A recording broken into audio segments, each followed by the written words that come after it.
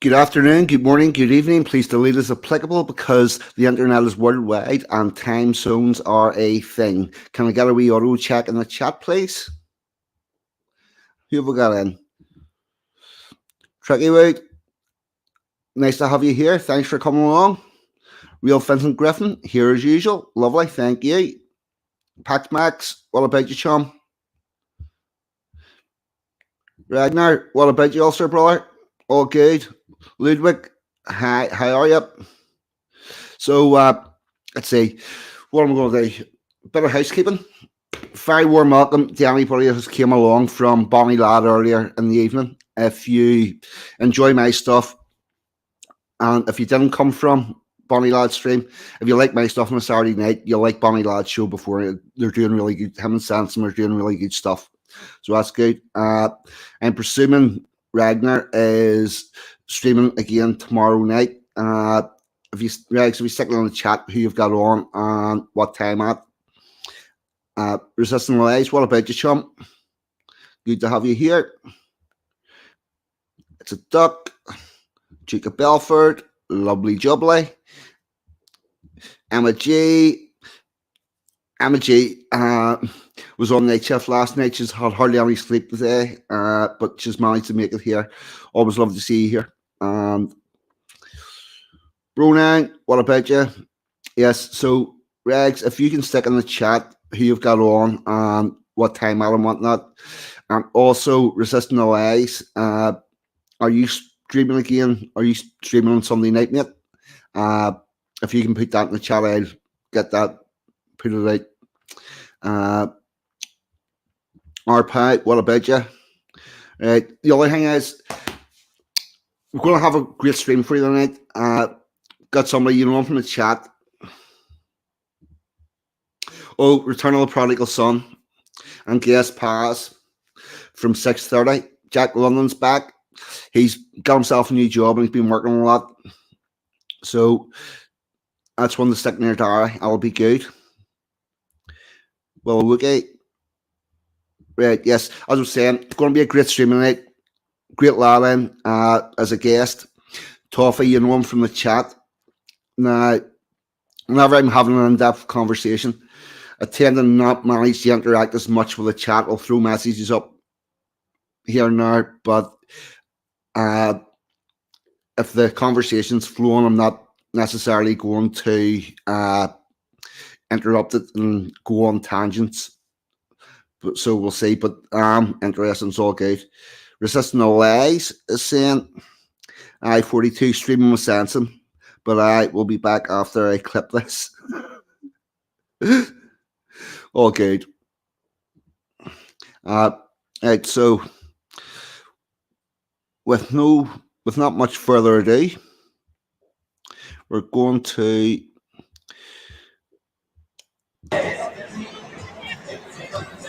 bring in the Toffee.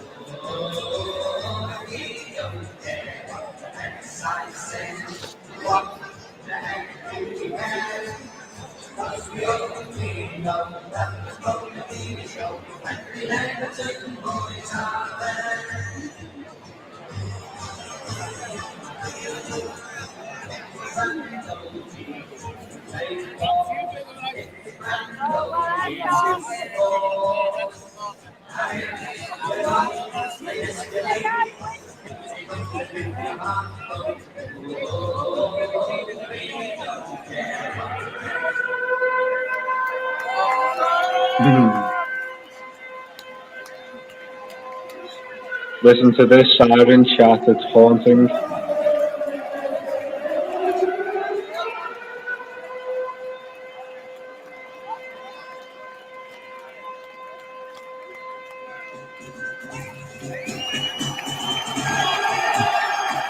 Yes.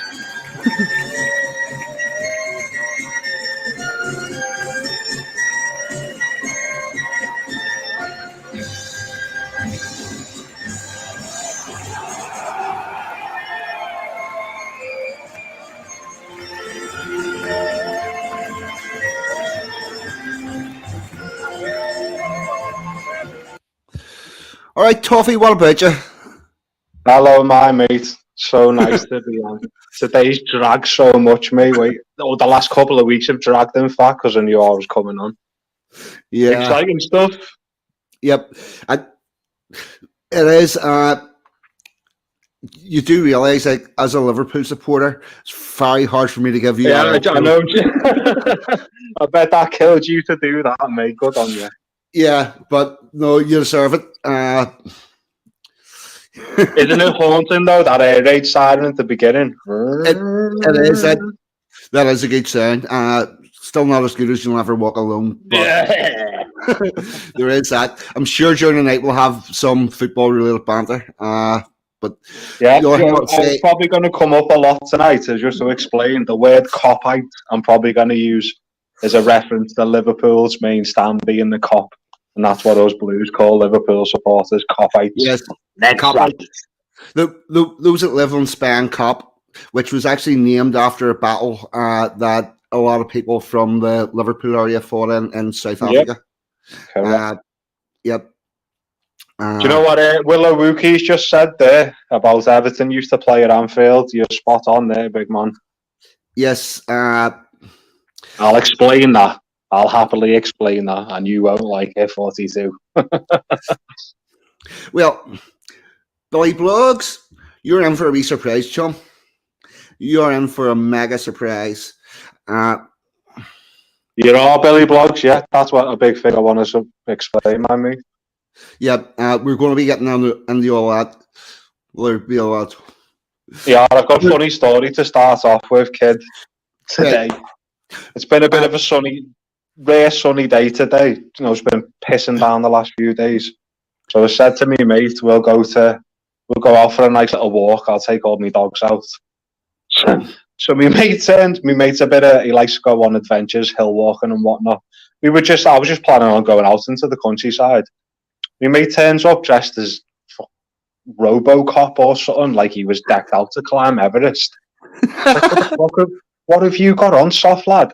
He's got a bag with him, with a torch, a whistle, a compass. I was like, why have you got all that, kid? He's like, yeah, he won't be fucking saying that if he gets stranded. I said, what's stranded in a field in the middle of the day, lad? What are you doing? Everyone we walk past, I was walking like 10 yards ahead of him, thinking, he's not with me. And not going out with him again. Well, he had the gear. He's got to get an excuse to use it. All the gear and no idea. Yeah, all the gear, no idea. Yes. Emma G, to start you off with something easy, Emma G has been saying for days now, don't forget to ask him about his top 10 biscuits. Oh, yeah, we were talking about that, weren't we, in the chat the other week? Yes, when Danger was on about the map being covering the whole area and all that, he's quite a bit of a biscuit chat going on. He was oblivious to it as well. He was chatting on about whatever he was talking about, and we were talking about biscuits for like 10 minutes. Yeah. Yes, here's another thing. Regular channel question. Well, it's definitely going to be now. Do you reckon an open sandwich is actually a sandwich? Or are we being diddled? It's controversial, isn't it? It's like, is a Jaffa cake a cake, and does that qualify as a biscuit? And yeah, but it's important stuff. Yeah. Like, I reckon the only way that an open sandwich could be an open sandwich is if you get two open sandwiches and put one top of the other. To be honest, I don't even know what an open sandwich is. What is it? Right. It's is that an Ulster thing? No, it's a worldwide thing. It's a worldwide thing. You have your bread and then you have your filling sitting on top of your bread and there's no fucking top lid. Oh, that doesn't sound good. That sounds American, though. Yeah. It sounds to me like get all over your fingers. Billy Blogs is like, what the fuck's an open sandwich? What the hell? Right, Not agree, Billy. I'm gonna get a picture of one. I'll tell you what I had recently, and I got them by mistake because I didn't look at the packaging properly. I like a bit of a jammy dodger, but they do these new raspberry ones, and they were absolutely. I like a bit of raspberry, but they were vile. Still let them. Yeah. Here we go. Right. Billy, mate, I'm with you there. I haven't, lad. Right. Hold on. I'm about to get this up and running. We've found a picture. Right. Hello, chat, everyone, by the way. Ludwig, Yep. Vincent Griffin, Woodlander, all ears, Emma G. Love yous. Where am I? Right. Let's see. DJ, love you. Fender. Right. DJ broke me in fact. I lost my Visa DJ. I lost my internet Visa DJ, so to speak. Stop screen. Hold on. Present. Share screen. Oh, Share pal. screen. All of you, sorry. Just to Yep, I work away there. I'll end up just spending the show just fucking listing your names off. Right. That's an example of an open sandwich. Oh, that's vile. That's silly. I think you would need. I think that's some sort of a scam. So as restaurants can sell you a sandwich with half the bread. Yeah, possibly so. Yep. So there you go. No. So what do we reckon? Do you reckon is that a sandwich or not? Do you know what? I think it's horrible. What's it even called? There's something that's like a rocket salad. Spicy lettuce. I thought that was lettuce, but it's not. It doesn't taste like lettuce. It's horrible. It's like bitter. It's fucking spicy lettuce. It's not nice stuff at all. I'm not a fan. No, it's not. Me and Emma were out somewhere and got a hamburger, and the fuckers put that fucking rocket on my burger, and I was trying to fucking scrape it all off. Like someone's pissed on your burger, mate. Tastes like wheat. Yeah, it's really not. It's really not good at all. Let's see. Where do we start? What was it like for you growing up in Liverpool? Brilliant. I love my city. Absolutely love it. But as we're going to go into, there's the odd left wing Republican shit that you just can't get away from round here. Like, but yeah, brilliant. Love it. I'm from North Liverpool. Brilliant area. Lovely people.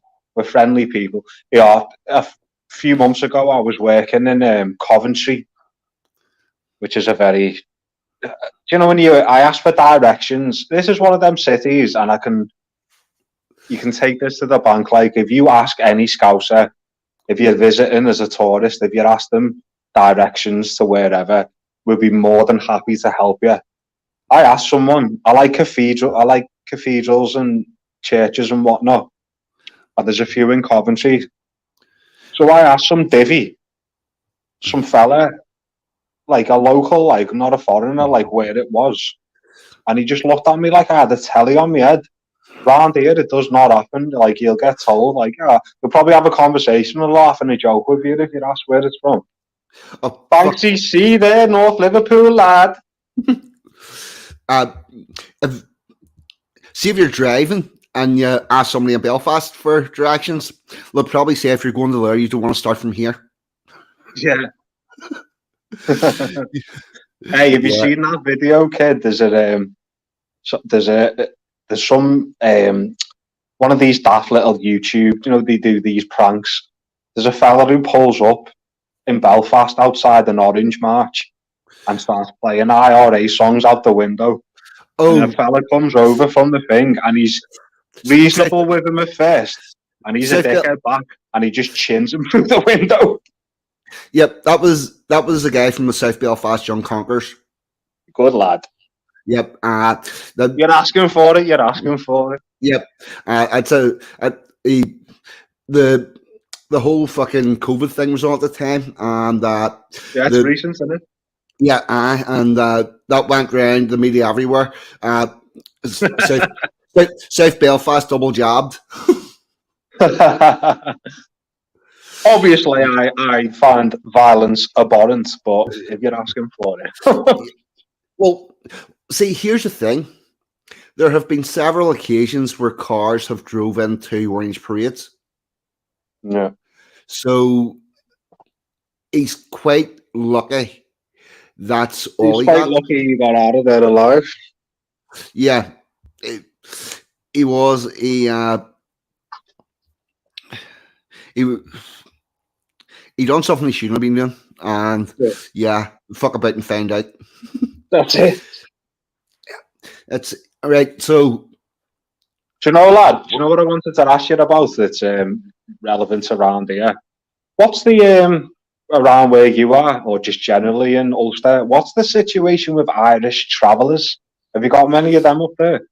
Because as I said, I told you last night, I've done boxing since I was a kid, and if you do boxing, you're going to come up against beloved, don't they, the Irish travellers? And there's a few big families in Liverpool, so I know them quite well. What's your situation up there? Have you got many of them up there? not really. I think there's a couple of them own scrapyards. Classic. But we don't have like estates full of them or whatever. That don't really seem to. Did you cause much trouble around there, like they do around here? No, well, they're not. They're not really here to be causing trouble. They don't. They just aren't really a thing. Okay. I don't know why, but they don't tend to. This is just not somewhere to like to go. So, mate, there's a couple of particularly, I won't name them obviously, but there's two particularly big families around here, and fucking hell. There was that show that was pretty much based in Liverpool. The travellers. It's a big fat gypsy weddings or something. Yes, big fat gypsy wedding. Yeah, they had that. So I knew that there was quite a few of them about. What was your school like growing up? My school, so I went to a school that was. There's a school that we've got one road on my estate, and at the end of it we've got the Saint such and such school, and up my end we've got my one, and it was good. I love school, really love school. Loved hymn practice, just a classic English growing up type thing. Hymn practice, PE, loved it. Yeah, and when did you figure out that you just had segregated schools in Liverpool? Literally last night when I spoke to you. Yeah. You pointed out it was funny to explain to everyone watching. Yeah. So we've got all the saints, all the usual saints, whatever. Michael is Joseph, all the usual. But I didn't really consider it that was a thing until, because me and 42 spoke last night. I didn't really consider that was a thing, but it is a thing. Yeah. And their schools are like, no, it's not. Yeah, Billy, it's not. No, it's not segregated. But the Catholics specifically are segregated. The rest of us aren't, but the Catholics are. So they've got their own saint schools and that, and they're sort of allowed to keep their traditions and their beliefs and whatnot. And the rest of us are sort of C of E, Church of England, Protestants.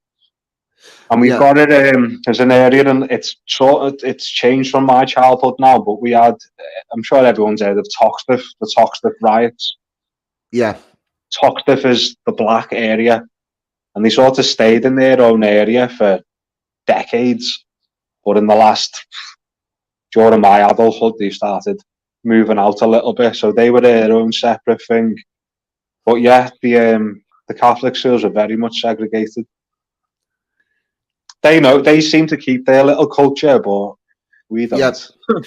And the other thing is, to the best of my knowledge, you have to be a Catholic to go to those Catholic schools. If you don't, that's to give you some of our schools, we'd have Catholics in them. In the Catholic schools, there was no one but Catholics in them. Yeah, because if you don't continue with your not a Catholic, so I don't know 100% for sure, but I know they've got confirmations and stuff and different things that they do as they get older that are religiously done. And if you don't continue and take those blessings or whatever, you can't stay in the Catholic school. No, that's the case, very much the case. Obviously, I don't know from first-hand experience, but yeah, you're right, very much the case. And Liverpool has Woodlander, you papist. yep, Liverpool has this reputation of being very heavily right wing, very heavily Irish nationalist. Uh, although from my The from reputation is yep, just yep, to a degree, but it's over exaggerated. Like, but yep, exactly, yeah, we've got say obviously I can't give an exact yep, percentage. I would say that 2/3 of this city, unfortunately, are this Catholic Republican shite. But there's a good 1/3 of us who are just absolutely anti that. But they're so vocal, and what they've got as well behind them, you know, the Liverpool Echo. yep, That paper goes back to like the 1700s, but it's recently been taken over by the Trinity Mirror Group. No, who own the Mirror, just left wing, as far as you can get left wing, and they like speak for us now. Not like when Brexit came about and whatnot. The Liverpool Echo was like, yeah, everyone in this city is not voting for that, and they're just wrong. They don't fucking speak for me, and they don't speak for a lot of people I know. Most people I know. that seems to be quite common with left wing people. They just presume that they're speaking for an entire area, and they do it without even asking people. Like they don't take polls that are meaningful in any way, shape, or form. They They don't. do this thing round here as well, lad, where they're like, if you don't think this, you're not a Scouser. If you don't agree with this, you're not a Scouser. And you think, yeah, go ahead, behave, shut up. Yeah, but here's the thing: has the definition of a Scouser maybe slightly changed over the years? Yeah. Do you know where it comes from originally? The term. You know, I don't.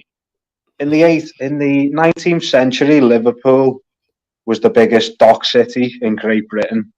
Key word there, Great Britain, not Ireland.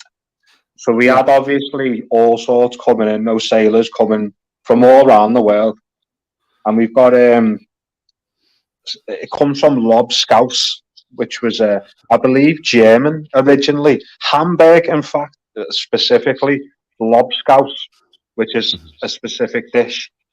So we got our name from all the sailors coming into the city in and out. That's where it comes from, like. And we've yeah, also got got different versions of scouts. We've got blind scouts as well for all you vegetarians out there, which doesn't contain meat. And a lot of them worked in. There's a opposite over the water is a Birkenhead, which has got Camel Edge shipyard, and a lot yeah. of them work there. Camel Edge shipyard, right? Like a lot of our fucking big parts of our empire came from there, mate. I'm sure, in fact, a part of the Titanic was built there. Might be wrong, but I'm sure it was. I would Not the be. Titanic itself, obviously, Yeah, but part of it was built there there. there could have been there could have been stuff made there and sailed over to Belfast. Yeah. There could have been 42. It was about to sink. Well, here on the nautical thing, have you heard of the Birkenhead drill? No, No, right? not There was drill rap, is it? I gotta start what? playing me rap music. No. This is not. Oh, the Woodlander saying the sister ship was mostly built in Liverpool. Yeah, I might be Uh, Woodland. That's what I'm thinking. uh, well, there was the Olympic Britannic, Titanic, the three of them. Uh, the Britannic was the one that crashed on its sea tests, and the wrecking was possibly swapped with the Titanic on an insurance job. But I don't think that. Right, there's a pretty famous thing called the Birkenhead drill.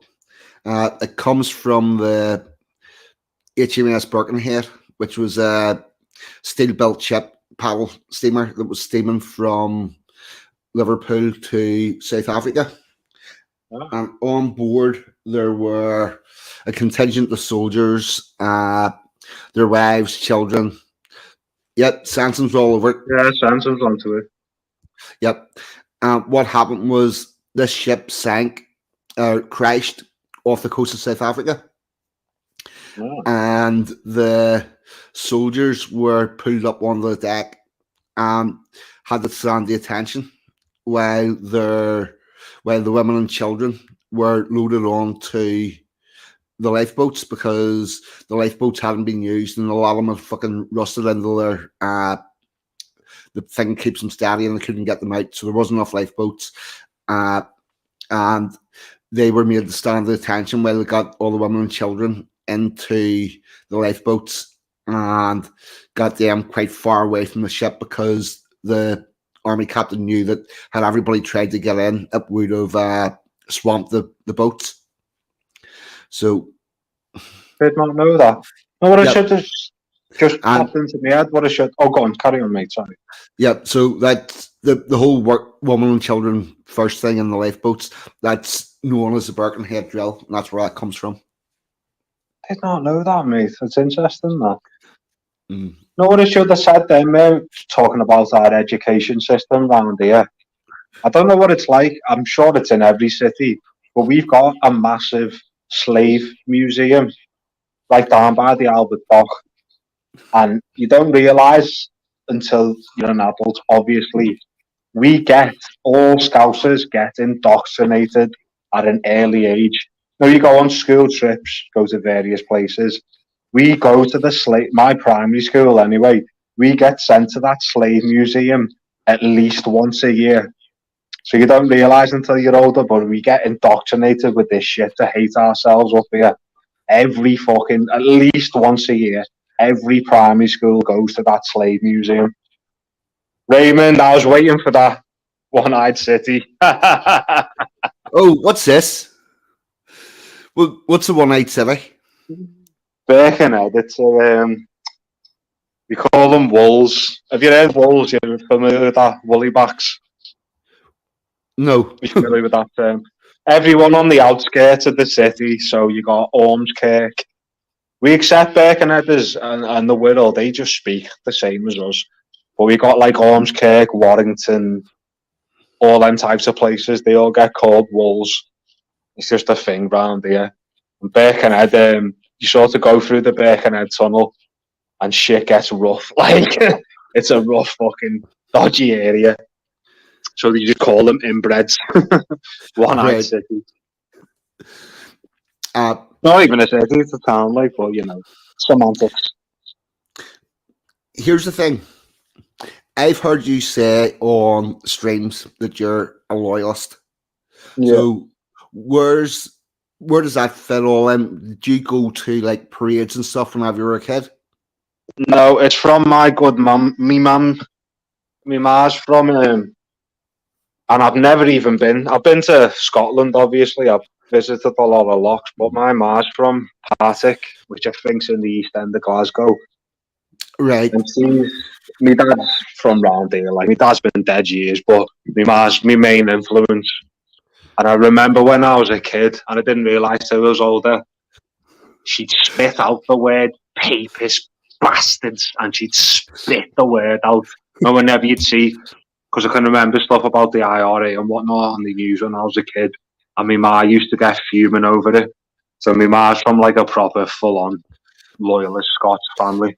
That's where it comes from. But as I said, when you're a kid, you don't realise. But as I've got older, I've realised the relevance of it. So I'm very much a loyalist. Yeah. I believe in monarchy, but I don't like the Windsors as people. But I believe in the monarchy. I'm a fan of the monarchy. Monarchy works throughout history if you look into it. So you've got if you've got politicians, they're only a short-term kind of thing. If you've got a monarchy and their family has got vested interests as the years go down, the monarchy's worked for fucking centuries. So I very much believe in that. Personally, don't like the Windsors, but I'm a monarchist. Like,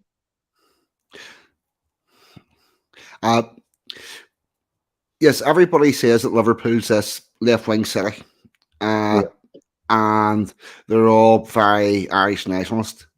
Here's a wee video from the 12th of July in Liverpool. Oh, good.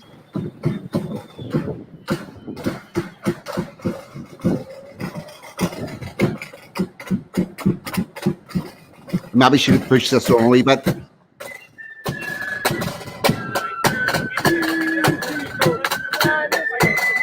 I know where that is. That's right by Everton, right by Walton. That's every year, this. Yeah.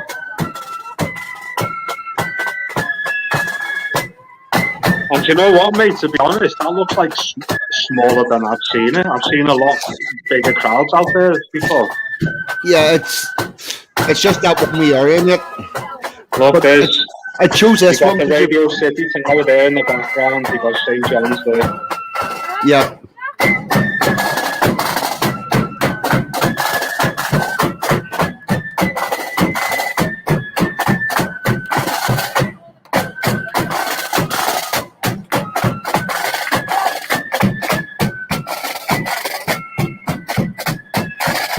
I love the drums, you know, the skill. I'm completely without rhythm, so just playing them drums made the fine. Impressive.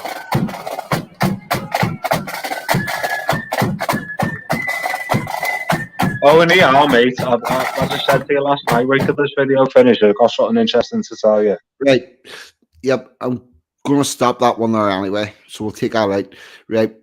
What were you so we've got at Everton, Goodison Park. I used to sit in the park end, which is the opposite to the main Everton, like the cop version of Everton, which is called the Gladys Street. All the Everton fans say it's the most vocal part of the stadium. And they used to have, I haven't been for a few years, but they always had traditionally, right at the back at the top, a big crowd of Orangemen, with the big bass drums. This is a bit long-winded. Do you remember in the 80s you used to have these daft football songs that used to be on top of the pops and whatnot? Yes. Here we go, here, and all that shite. So we had, there's a song called The Spirit of the Blues, which is sort of an Everton anthem. And the Orangemen play a big part in that. I'm going to have to sing it, You're in for a treat here. A lot of people say I sound like a young Frank Sinatra. So we have this song. Oh no, I'm gonna have to sing it, just to give the example of it. Go, so come on, get down to Goodison Park. Woo! Everton. And then we say that, the drums kick in. Bang, bang, bang, bang. We've never shone so brightly. Everton. Bang, bang, bang, bang. The spirit of the blues. And when they hit them drums, mate, because it's an old stadium and it's mostly made of wood, it's a Victorian stadium. When they bang them drums, mate, you hear it. When you hear that bass in your chest, poof, poof, poof, it's a atmospheric. It's so good. Hope you enjoyed that rendition, by the way. Yeah. I'm available if anyone's a record. Watching on anything. You're going to do funerals, weddings, and bar mitzvahs? Not bar mitzvahs. Hatches, matches, and dispatches. Get yourself signed up. But yeah, mate, I know you're a cop-out, and I hate to say it.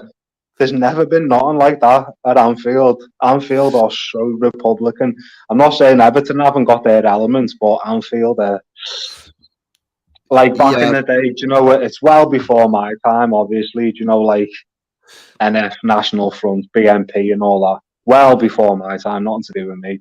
But they'd be leafleting outside Goodison Park and whatnot. They weren't doing that outside Liverpool, Yeah. Although, having said that, Liverpool's founders were unionists. Yeah, they were. Can I explain how it was founded? I don't know. As someone said before, I think it was Willow Wookie. I know exactly how it was founded. So they had, but you might have a different story though. You let me in the top eight. I'll tell you. I should have looked up his name. You know, I made a few notes and I should have looked his name up. So originally, so you got Anfield, which is on one side of Stanley Park, and where Goodison is now is literally, because you can literally, it's a 5-minute walk from Goodison Park to Anfield. You know yourself, don't you? Yeah. So originally, the Everton were set up by the monks of Saint Domingo. So originally a Catholic team. They were set up by them as just sort of a Saturday game to play. There he is. Is he John Bolton? No, John Holding. John Holding and John McKenna. Yeah, he was a land baron, so he owned most of Anfield at that time. Anfield and Walton back onto each other. So we had them playing for a good few years, Everton, the monks. And then he started putting as land barons do, obviously, he starts putting the price up on the rent, and he built Anfield. So Everton, in the end, were like, fuck off, we're not paying that, lad. So he just broke off, and then he just had an empty stadium there that needed filling. So that's how Liverpool got created. Yeah, and then he brought on the first team of Max, and they played their first match in blue. Yep. Because they had Spurs shirts. Yeah.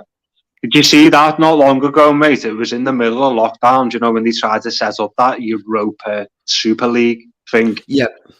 And you think, you cheeky bastards, when, like, Liverpool weren't even a founder of the Football League. Yeah. Trying to set up. I wish that did happen, you know. So go ahead, fuck off. Liverpool, Chelsea, Arsenal, Tottenham, whoever, Man U, do one. Yeah.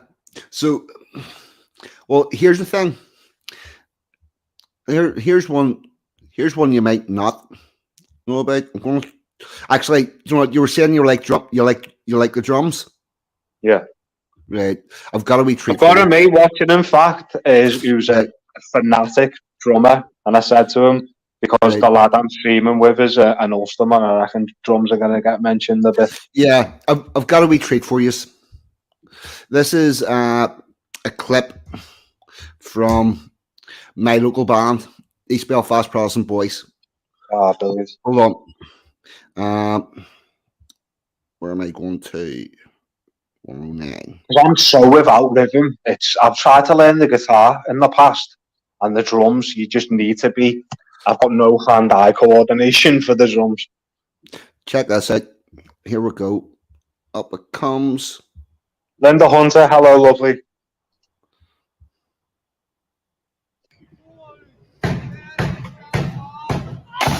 Oh yeah, this is amazing.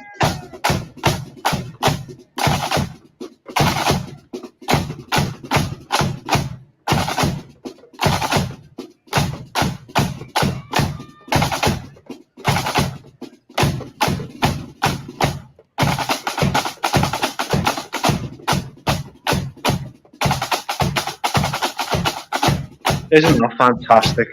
Yeah.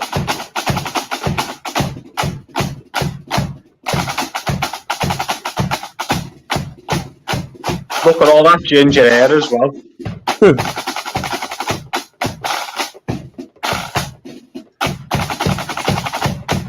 Just looks so effortless.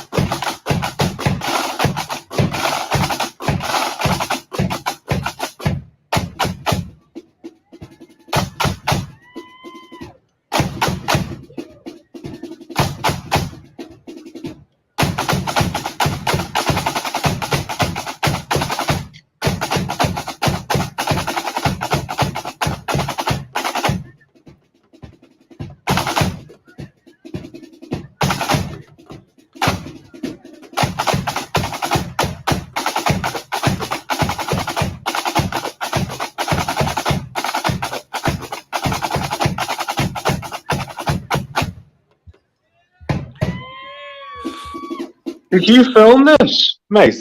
No, mate, I got this off YouTube. Oh, right. If you look up East Belfast, Protestant Boys, Highland Salute. Do you know what's a bit tragic about that, mate? Like it's got this lovely tradition there, and then you've got this bit of capitalism in the background, cost cutter, ruin it a bit. Yeah. Hey, interesting comment there, Vincent Griffin, my mate, Vincey boy. Isn't Kilburn a big Irish area? Do you not have? Is there no like? Is there nothing like that in Kilburn, or is that more Republic? Oh, there's an Orange Order parade. Actually, next year it's going to be for the King's birthday, but there was an Orange Order parade in London for the Queen's birthday every year. Oh, very good. He's my mate, Vince, mate. We were in the Scrubs lifeboat chat. We literally spent about 9 hours just sending each other songs back and forth. Got good tasters, Vincey. Yeah, see, Duke of Everton still thinks a band of Roman Reigns are the best at drumming like that, but what you have to realise is, see that band, that comes out of an area of severe economic and social deprivation. The people in East Belfast, particularly where most of the boys come from, it's fucking, there's no money about the place. But they found fucking £700 each for £700 for every one of those uniforms. About fucking £1.50 for every flute. About £800 for every side drum. You know, I've seen the price of some of them drums. Like, you know, it's the Royal Marine Band is a very class act, like, but this is. What you see there has all been fucking crowdfunded and taught and fucking in various from the community. Yeah, and worked that and taught and learned. You know, it's actually quite something. It's epic, though. That we've pulled that out. Nah. I always attend as the video that you just shown a moment ago, the one through Liverpool. That genuinely looked like that must have been a bit. Because it goes on for quite a while. It goes from, we mentioned it before, me and you, in private, the Derry Club. Yeah. It's on a place called Mere Lane, just off Mere Lane, which is in Everton. Which, funnily enough, Everton Football Club is located in Walton, and Everton's the area next door. But anyway, not important.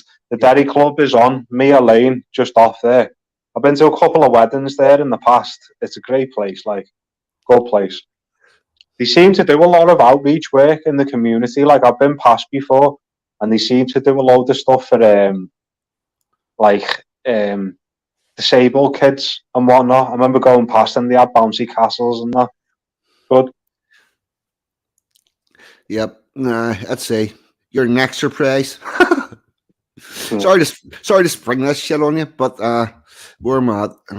I want to share screen. Not going to be a load of naked Liverpool fans or something, is it? No, God, no. Quaking. Right, a load of naked Liverpool fans from Toffee. I have a couple of pictures. Hold on. That there can go. Thanks, EC. Is that where you're from, lad? Walton. All right. Let's see if I can make this a little bigger. Yes, Michael. Right. This is a mural around the corner from where I live. Well, close to where I live. I'm going to show a couple of pictures of this. So what you've got up here to make bigger, the untold story. You have a picture of houses on fire and people coming out. So there's that. I'm going to have to do this in a couple of seconds, so we'll take that down and present the next one. Have you been to Derry Club, kid? Did you say? No, I've never been. My son-in-law, my daughter, and my son-in-law's been on it. Nice place. I want this one.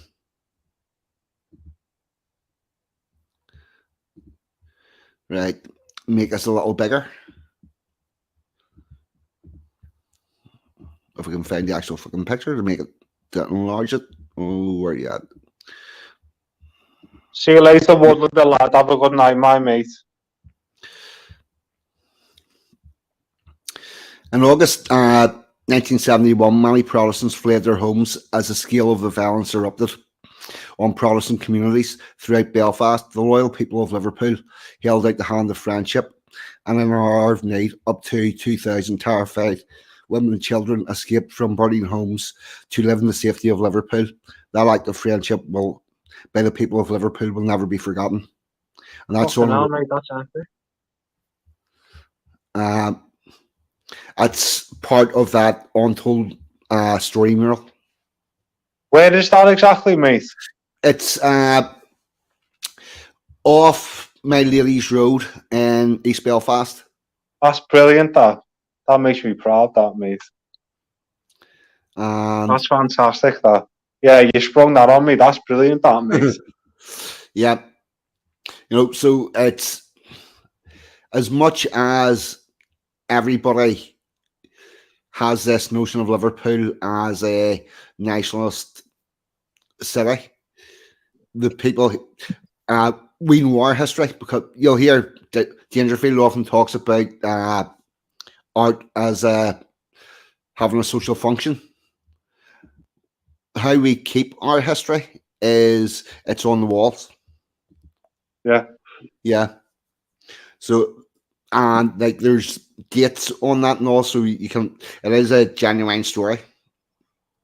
That's epic, that, mate. That's fucking hell. I did not know that. That's brilliant, that, mate. Yeah. I'm glad that you've acknowledged that we're not all these fucking mental Republicans, like big loyalist elements in this city. Back then, they weren't. Back then, they were not giving out money for taking people in. It's not like fucking it is now with Ukraine, you know. So there is that, and there is there are historical links between. Yeah, our pal there, our pal's just made a good comment. It's being rewritten, and it is important what you've just said there, 42, to be keeping it on walls and to be keeping people aware of history is very, very important. And that's a belter way of doing it, right in your face. Yep. Right everywhere. And where that particular mural is, it's in East Belfast, but it's on the parade route, facing the direction the parade goes for our annual 1st of July parade, which is the biggest district parade in Belfast. So we'll have bands that come from right across the city, Scotland, everywhere, and that where that's put, it was put there specifically on the parade route so that everybody that's coming past sees it. So it's not, because one of the things that happens in murals is the people that live in the general area see them, but not many other people. It doesn't spread. So then you put that up on the wall, and then people from afar come past it because it's on the parade route, and then they bring that story back to other parts of the city as well. Yeah. We've got it. There's an artist around here. Can't think of his name, but he does murals like that. It seems to be in certain areas. We've got an area called Dingle, and there's quite a lot of loyalist stuff around there. I've found. Not even sure why. Just must be a bit of a loyalist area. Yeah, it seems to be that there are like bits of Liverpool that are. We've got a little bit of Ulster fucking just set into the city. Everton does seem to be one of them, does seem to be the particular hotspot for it. As I said, the Derry Club, which is where that is, the parade that you've just shown there, it starts there and then goes, because it's just in the swing of things compared to other places, like Manchester, Birmingham, are a lot bigger city than Liverpool. So we it's not too far away, every area. So it starts, as I've said, through Everton, and then goes right through into the city centre, which is where you just seen. Did you see? It's called St. John's Beacon. See that the Radio City Tower? Yeah. It sort of looks like a spaceship. What they were walking past there. That's where it is. Interesting about the revolving restaurant. That's it, right? Yeah. Yep. Where is that? Hold on 1 second. Billy Blogs is such a case, you know. You don't have to make me laugh, you know, kid. Fucking Right. hell. Where am I? Yep. Here we go. Right. Hold on. Present your revolving restaurant, which opened in 1969. It's almost like, it's not my favourite building. Remember when I said to you the other day, I had a good view of I had a good view of the skyline because I was a bit of a way away. So I had a belter view. I made it a little video and I was fucking made up with it. Went to send you it and I hadn't pressed record. I had a commentary over it and everything, like there's St. John's Beacon, there's this, there's that. Nah, the one on this is a split picture. The one on the left is the Revolving Restaurant in Liverpool that opened in 1969. Yeah. And the one on the right is the Revolving Restaurant in East Berlin that also opened in 1969. All right.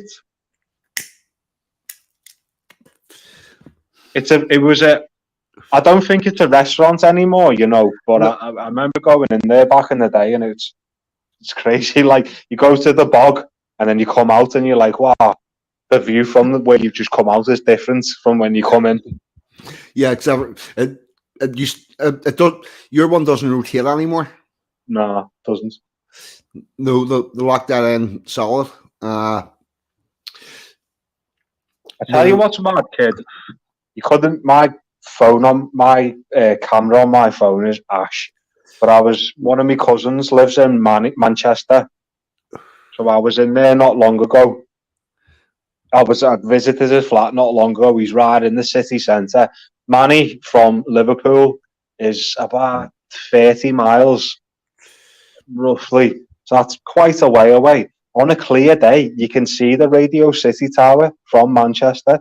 And it blew my mind a bit. I tried to take a picture on my phone, but you couldn't see it. But with the naked eye, you can see it. 30 miles. Yeah, I tell you what drew me to that. Whenever I went to Berlin for my honeymoon, right, that's sort of right. See, whenever you've been on a ship marriage and then eventually escape out of it, and then you eventually get your house sold and you have money again. And you go on, you go on the first holiday and fucking God knows how many years that over 25 years where you get to choose where you're going and what you're going to do on your own. That's your honeymoon. So I went to Berlin, and the first day I had a tour of Liverpool booked on one of them segways, you know, thing you stand on, drives along, and the square that was starting from, I read at that, and there's this big fucking there's this revolving restaurant, and I looked up and I went, that's like the one in Liverpool.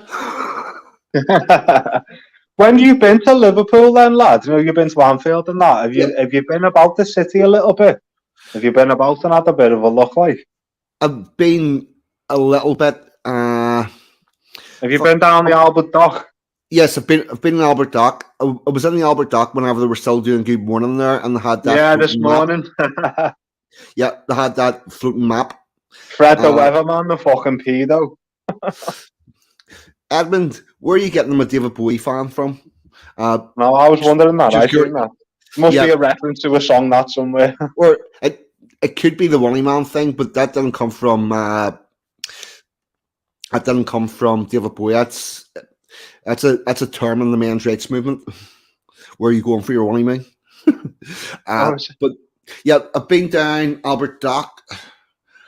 I was in I went to a Liverpool match and then went to the Chinese after it, and I got John Barnes' autograph because he was in the same. You just said two interesting things there. Well, do you know?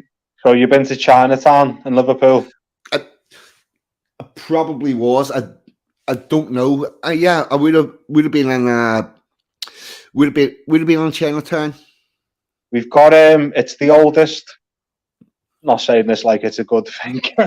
It's the old. With Liverpool, have got the oldest black and Chinese community in Europe, not just in England, in Europe. And Chinatown, do you know them arches? You know the big arch that they've got that they seem to have in all Chinatowns? Yeah. Apparently, Yes. that's the biggest one outside of San Francisco and China itself.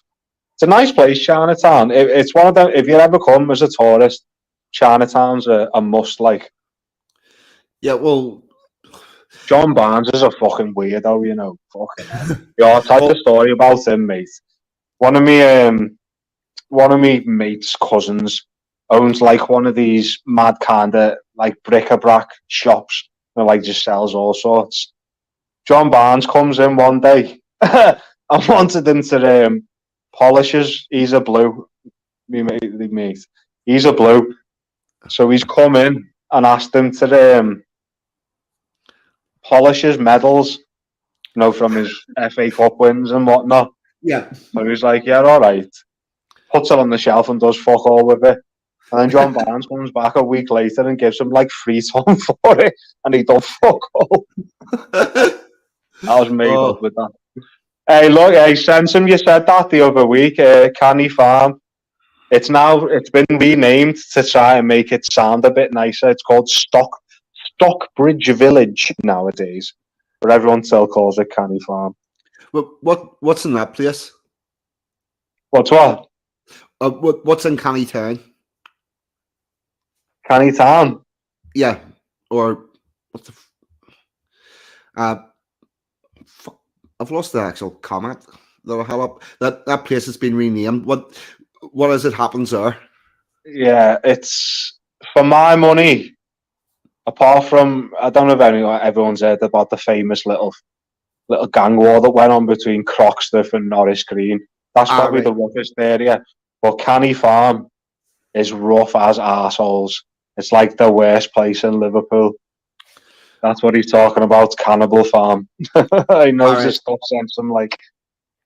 That's what it was nicknamed, Cannibal Farm.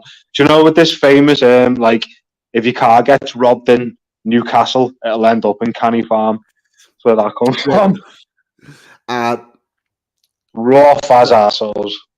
Is that the area where that wee lad Rils?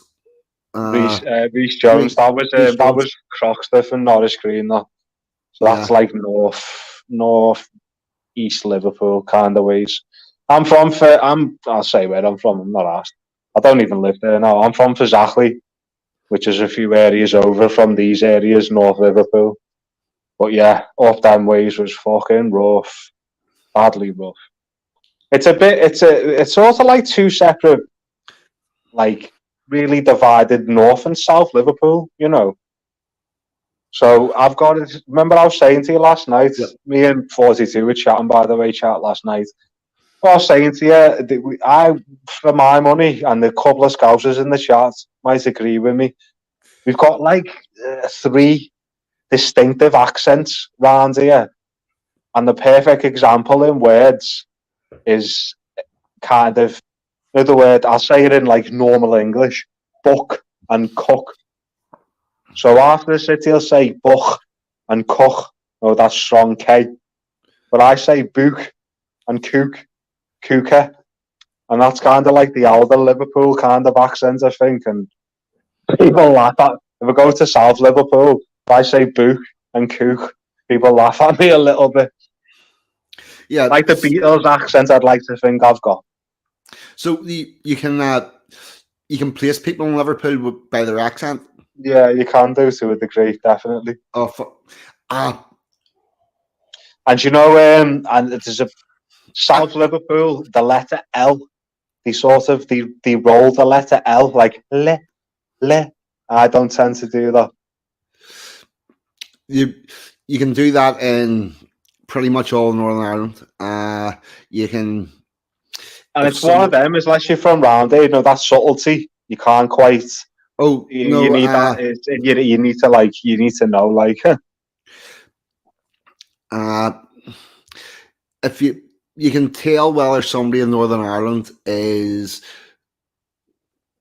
British or Irish by within 3 seconds. We ask them to say the alphabet. Can you? Yeah. Yeah, because the British people say A, and the Irish people say ah. Yeah. So would you, perfect example, the legend Ragnar. He's got more of a soft. I can hear it with my own ear. He's got like a softer accent. But he's a country bumpkin. Yeah, that's what I thought. You know, like. Yeah, Rags lives out in the sticks. I live in Belfast. The Belfast accent. Fuck, you go 3 mile up the road, and the accent's changed right across Northern Ireland. Yeah. So my Belfast accent is, I've got quite a broad Belfast accent, but Yeah, you have. yeah. Here's a funny one. I was in holiday in where the fuck was it? Gran Canaria, and when I arrived in off the plane, put our stuff down, and round about 10 o'clock the next morning, there was family arrived, man, woman, 2 daughters. The daughters would have been probably 12, 14, and around that age. They arrived in and they came out to the poolside area, and the 2 girls were waiting on their parents coming, checking on and whatnot. I said to the witch that I was with, because I was married at the time, I says, no, the witch, yeah, that's what I call the person I used to be married to.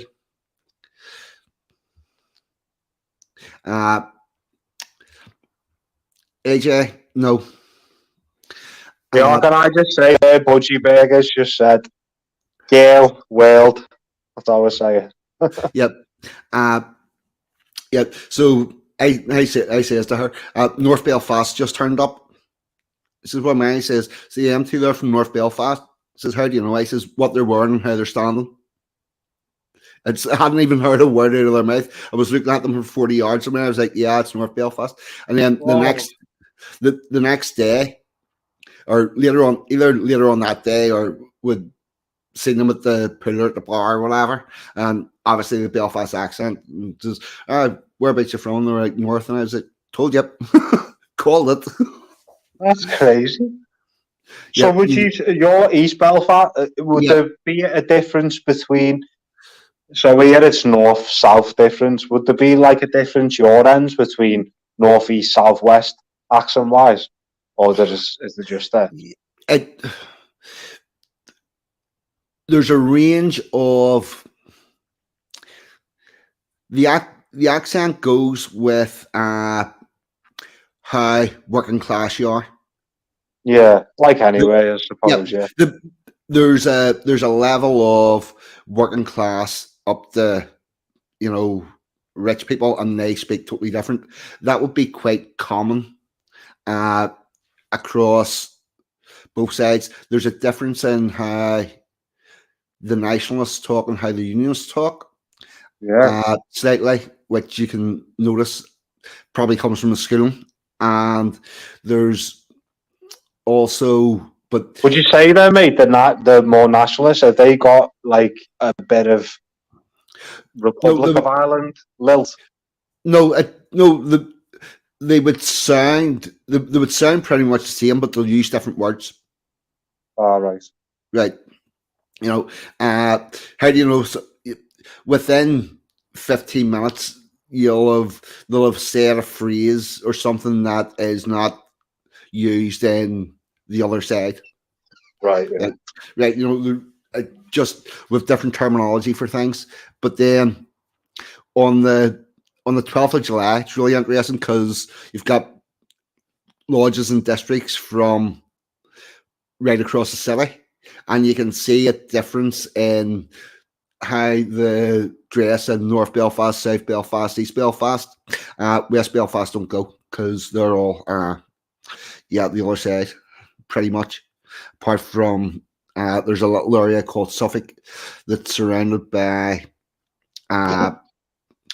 there's a small enclave in West Belfast that's unionist, but they're surrounded by the scummies. So you know what's a mad key one around here? I don't know what it is. I'm sort of fascinated by accents. Someone just put in the chat a minute ago. They love English, different accent. The blacks around here, who, as I said, who mainly used to stick in Toffee, they've got this weird thing, mate. where after everything they say, they go, yeah, right, yeah, right, yeah, right. And you notice it with all of them. I don't know what the fuck it is. After every sentence, yeah, right, yeah, right. Biggies. There, there would be a pretty common thing of saying like at the end of sentences. Do you know, like, Right, yeah, like would be pretty well used. Billy Blogs very quickly. They put Gaelic. Well, don't they put leprechaun language signs up because they're trying to make the place look more Irish. It's a fucking.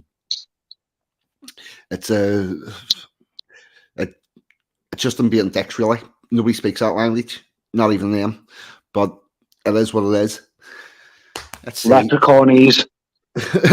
Leprechaun language. I call what the Sinn Féin crowd call Irish leprechaun language because it's a bastardized language that was invented about 1890 or thereabouts. It's not a proper language. It's just used as a political tool. Hey, can I just say that Michael Pagan, are you assuming you're a Scouser? I've been following it. Lad, if you're on Telegram, get on me, kid. There's not many of us about, fucking hell. It's nice to talk to other Scousers who aren't fucking these mad little left cunts. Yep. Oh, here, while we're on that subject, in the description link, first thing you're going to come to is a link to Toffee's channel. Oh, yeah, do you know what? Yeah, good. As you know, I'm thinking, as you said last night, I'm probably going to, because I've got the bug for this now, to be honest, you know. So I'm probably going to, if I get enough subscribers and that, I'm going to maybe do little streams. Yep. Little things with me dogs and whatnot. Me dogs are me passion. Yep. So I get a subscription on. And mate, I'm going to get a fucking, if subscriptions start rolling in, mate, I'm going to get a fucking ego on me. Yeah. I'll be sitting up all night like, ooh, subscribe to me there. Right. And we're just over an hour. You said you had something you wanted to talk about the scrubs. Oh, yeah, this has flown by, friggin' hell. Yeah, right. Oh, I'll have to make sure I don't get emotional talking about this. Right, a few years ago, don't know if you remember it, as I said, as you know, me dogs are me passion. I've got 7 of them. I'm a Staffordshire Bull Terrier fanatic. And then, don't know if you ever remember it, 2017, it was, Dangerfield done a stream on Christmas Day. Me dog, Susie, my Susie Woos, who was very, very, very precious to me. I love all my dogs, but her particularly was special. Found out in December at the beginning she got cancer, and the vet led me to believe that I'd had a few months left with her, but she just went downhill rapidly, and then 2 days before Christmas ended up going to doggy heaven, as you say. So as leading up to it, I was in the scrub chat. No, Dangerfield used to stream every morning, like religiously, and all the chat, I'd mentioned in the chat that she was ill, and everyone kept asking how she was. Dawn in particular, Dawn Browning, which is why I made that little shout out to the other day because I love her so much. Kept mentioning in the chat all the time, asking how she was and that, and even if I turned up to the chat late, she was asking where I was and asking how I was. And then I mentioned one of them people that, like, when I get upset about things, it just manifests itself as anger. So I took it out on me ma, which I shouldn't have. So I ended up spending Christmas Day on my own, the only day I've spent it on my own. And Dangerfield streamed that day. And everyone, I said, my Susie died a couple of days ago. So we done what the usual, 14 in the chat for Toffee's dog. And it sounds daft, I know, but it meant so much to me. I was overwhelmed with grief, man. It was like one of the most darkest times in my life. And just the scrubs just getting me through that meant so much to me. and every one of you is always welcome in my home. Always wanted to say in the chat, but it's a bit long-winded, and I would have thought Dawn would have found it a bit weird that I threw a little shout out to her, but it means a lot to me. Really, really, really means a lot to me. I can't put it into words, and the Scrubs will always be very special to me for that. Which dog was that? Which one? Yeah, what was the name of the dog? Susie, my Susie Woos. Do you know what? I've still how much she meant to me. I've got covered in my hall. I've got a harness, a bowl, a lead. I've got a dog bed that still smells of her. Right, and she meant people, so much to me. Can we get an S in the chat, please? No, fuck around or I don't even need to say. And that as well, me fucking, like, my own mates didn't even text me around that time. And I had people, like, on the internet, the Scrubs, who fucking actually gave more of a shit, and it really meant so much to me. But Dawn particularly, she was like the main instigator, and it meant so much to me. She's very precious to me. Hope you're looking down on me, Susie. Yeah. Yeah, it meant so much to me, mate. I wanted to say that. It was important to me. Thank you so much for that, the Scrubs. You really got me through a dark period of my life. Resisting the lies there, you said DJ's got a Jack Russell, and I know how much his dog means to him. Yeah. Have you checked the chat? Because I haven't got kids, like, but yeah. Have you checked the chat now? Yeah, that's... Yeah. Thank you, everyone, so much. The Scrub, I'm going to say, on the back, I'm going to say, the Scrubs community are absolute... See, if it wasn't for the Scrubs, I would not be doing this. I've had a YouTube channel for years. I was on my Danger and did a thing about the Belfast childhood and all that. And after that, I was thinking about doing a Q&A, because as much as we talk for 3 hours, fuck, you could talk about what went on here whenever I was a kid for fucking hundreds of hours. And I was going to do like a Q&A in case anybody had any questions. Yeah. And so I done what you did. I went on StreamYards and I got that and was just sort of setting it up. And I was actually in the stream. I was actually on the thing. I clicked go live by mistake because I was fucking about trying to figure out how to work it. And within like a couple of, and I'm like, I wasn't even set for streaming, and all these Scrubs started arriving in the chat. I'm like, what the fuck's going on here? Yeah. And then I got myself sorted out, and I did my first live stream, and fuck, it was shit. I was hearing in the chat that my sound wasn't right, but I didn't realize exactly how bad it was. And those people watched and listened to something that was impossible to listen to for fucking over an hour, and gave up on over an hour of the time because it was sort of working and they wanted the support. You know, they are such a wonderful supporting bunch of people. Like, I know the word's got negative connotations, but in a positive way. We're like a cult, and we'll fucking look out for each other and whatnot. They are Vincy there, as you said, they want to set up a website about like GB News. If you did that, lad, all the Scrubs would follow you, mate. We're just like that. And do you know what's mad, right? Do you know, you think we're considered dissidents, and think of like all these fucking leftoids who think we're nasty people, and you think, oh yeah, we're dead nasty, aren't we? We say hello to each other. When someone ducks out the chat, we tell them we hope they have a nice day and whatnot. Oh yeah, dead nasty us. The nicest people in the world. Yeah, but like, you have a think about that scrub stock thing. Look at those bastards, those right-wing white bastards putting together a fucking virtual... ridiculous, isn't it? Yeah, you know, putting together a virtual festival. You know, it boils my piss. It was that Christmas Day when Susie died. It was the one where Dangerfield, there was a bit of a famous one where he was going about Cambodian breast milk. Don't know if you remember that one. Yeah. And honestly, that day, because I'd fell out with me, man. Do you know, like, I've always liked my own company, but Christmas Day, like, any feeling of loneliness is sort of compounded. Because I can remember looking out the window and everyone's, like, going to with presents in their hand, going to see all the family and that. And I remember just feeling just my mood just going downhill.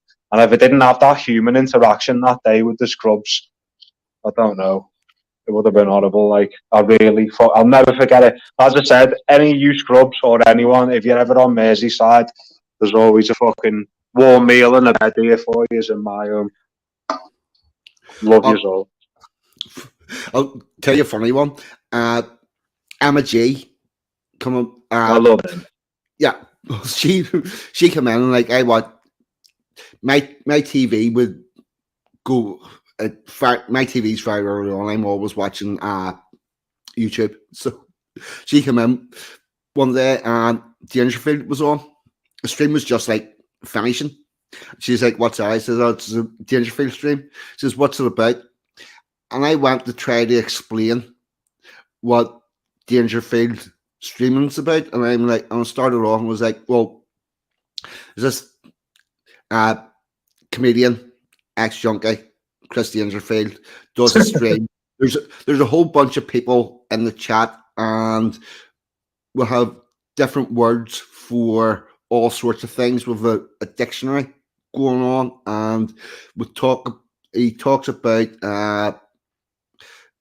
I don't know, breast milk and fucking.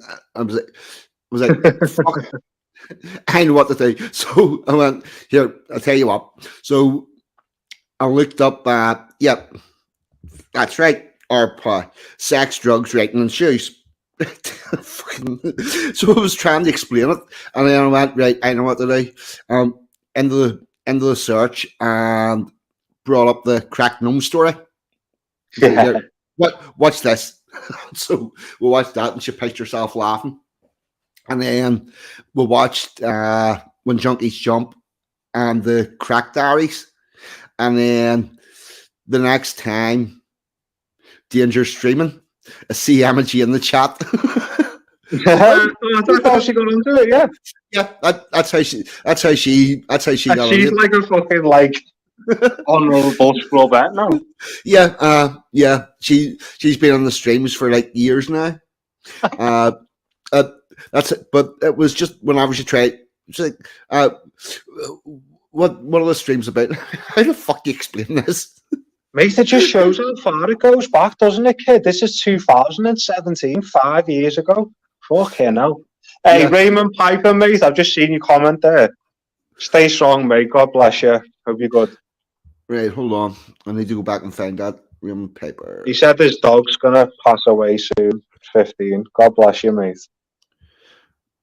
I want to say it can sound insensitive sometimes, but get another dog because it helps with the pain. It's not a replacement, obviously, but it helps with the cushions the blow, so to speak. And you know, I feel daft saying things like that. There's people in the world who have lost children, for fuck's sake. But it just fucking hurts so much when you lose your best mate in the world. That dog, mate, she was one of them who, you get some dogs who were happy to sit on their own. Every time I stood up, like if I went for a piss, she'd follow me to the toilet. She'd stand at the bath while I had a shower. She slept sleep in the fetal position, and she slept in the crook of my legs every night. And it was just like losing my left arm when she went. It was fucking horrible. Oh, it was horrible. Every year on her birthday, I go up to her favourite walking spot and get her a favourite dog food and that, and just I used to sing to her. We had a favourite song and everything. No, well, T-Rex, hot love. Here's the thing. Your pet's actually part of your family. Yeah.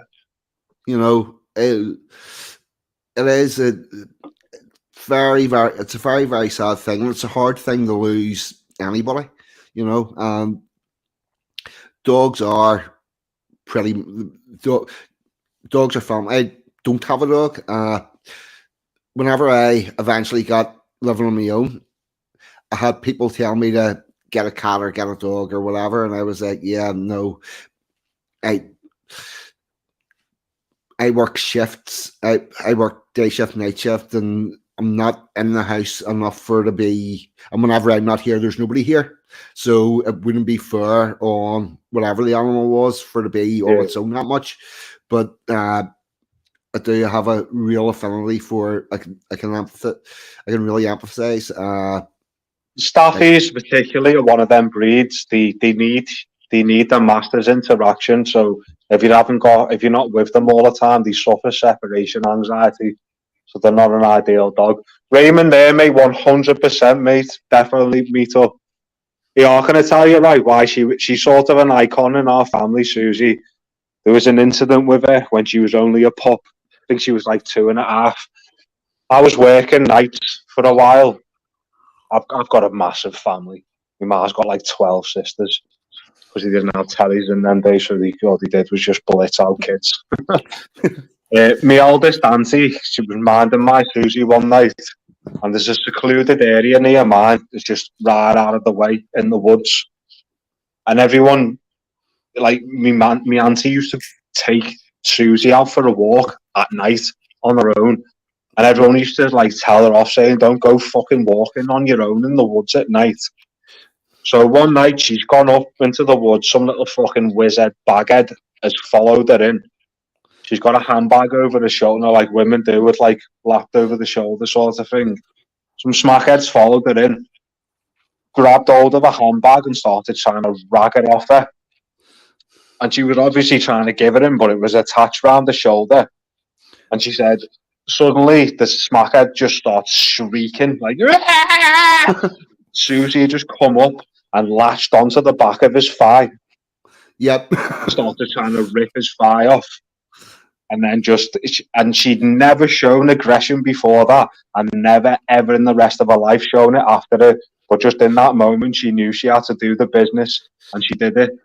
Most of my family have got a picture of her in their house because she's just such a fucking icon. Anyway, let's get off the Susie subject before I start crying. Yeah. Right. Let's see. What else do we have? Liverpool centric. What about? Yes, you're too young to know about the big tap on wheels where all your water comes from. Oh yeah. You saying this the other night, wasn't you? Yeah. Interesting that Welsh thing. Yeah, it used to be in the. I'll tell you how I know. Liverpool were playing Wrexham, and they were beating them like 4-0, and somebody shouted out, "Don't score any more in case they turn your water off." Oh yeah, are you saying this? What's that about? What is that?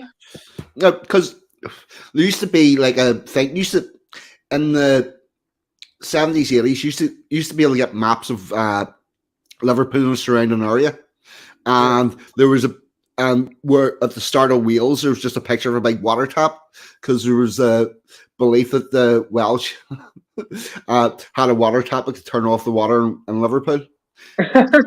But having said that, your water probably does come from a Welsh reservoir.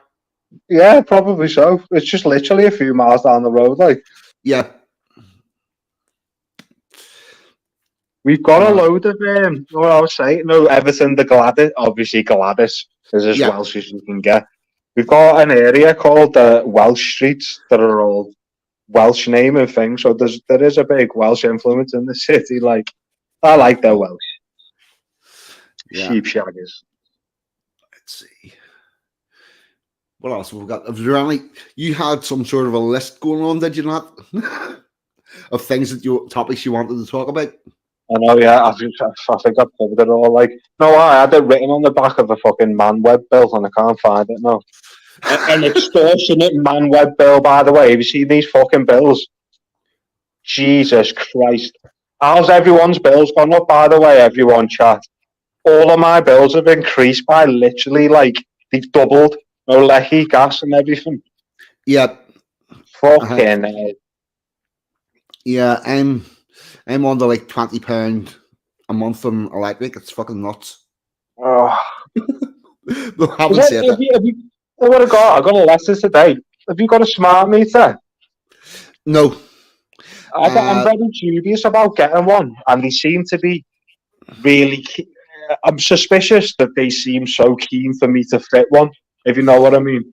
I think you want me to have one, then I don't want to have one. Like, well, I've got a pay-as-you-go meter, and my electricity and gas bills actually, in all honesty, aren't bad. I really feel for anybody with a family or whatnot because, right, whenever I'm on night shift, I'm out of the house for 10 hours a night. And then, at work, well, you can actually put that closer to 12 by the time, get there and getting back and whatnot. And then I'm asleep for quite a few hours. So there's nothing being used then. But see anybody who needs to have their appliances on whenever, because they've got like family and shit. And apparently you have to heat the house for everybody and not just yourself. And like kids wanting the fucking landing light on at night sort of thing, it bringing that cost a bomb. Yeah. And like, see if it gets really cold. What I do is actually I need to go out and get myself a new hot water bottle because my hot water bottles are fucked. But a hot water bottle, you're not fat. Oh, here, hold on. Really tell you, you can heat yourself for 3. See, whenever you live on your own and you don't have to heat a house for other people and stuff, you can heat yourself for the price of a boiled kettle. Yeah, mate, I sit there. I'd prefer to.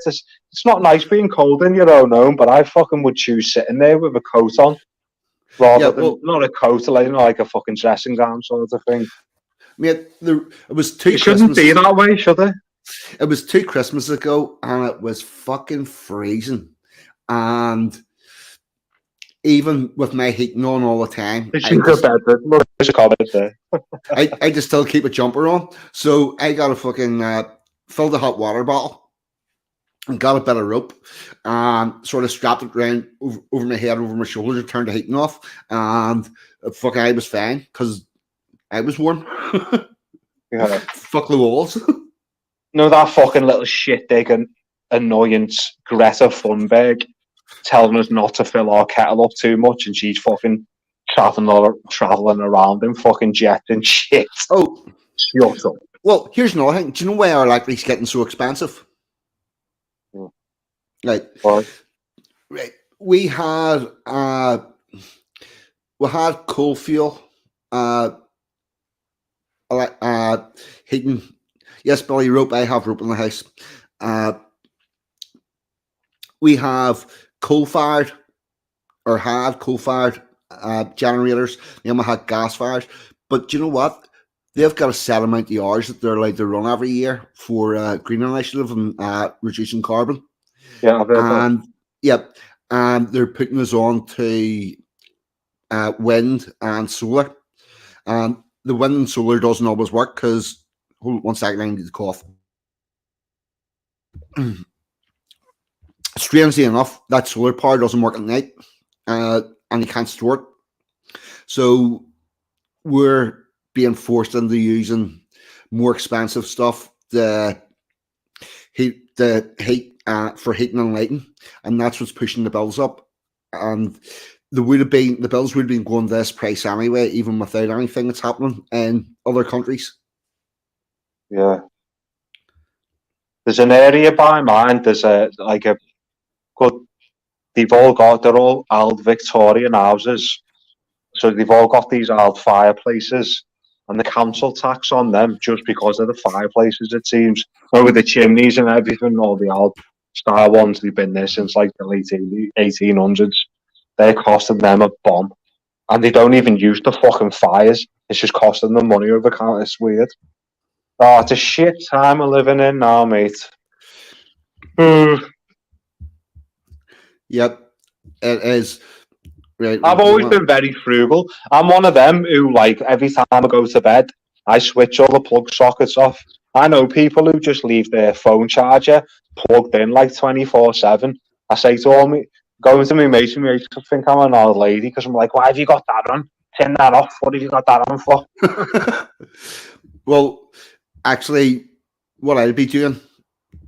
That's a comment saying around here. What the fuck's this? Blackpool Illuminations. Yes. Oh my god, look at it. The face you make when it's been 30 years since you said climate change will end the world in 10 years. Do you know where Greta is her mum and dad? No, what's weird about her, mate? She's an adult. They dress her up like she's a little girl, purposely, in these pigtails and that. Her mum and dad are these odd, far-left activists. They're involved in theatre and whatnot. She's a dodgy character, this girl. You can stick your climate change up your ass. Fuck off. Oh, and a hot tip to Sansom sent me a pic. That's a good one. Thanks, mate. It's pedigree bullshit. And do you know what? You know what apparently we've got a shortage of at the moment? Carbon dioxide. They're worried about not having enough carbon dioxide for making fizzy drinks and beer and all sorts of stuff.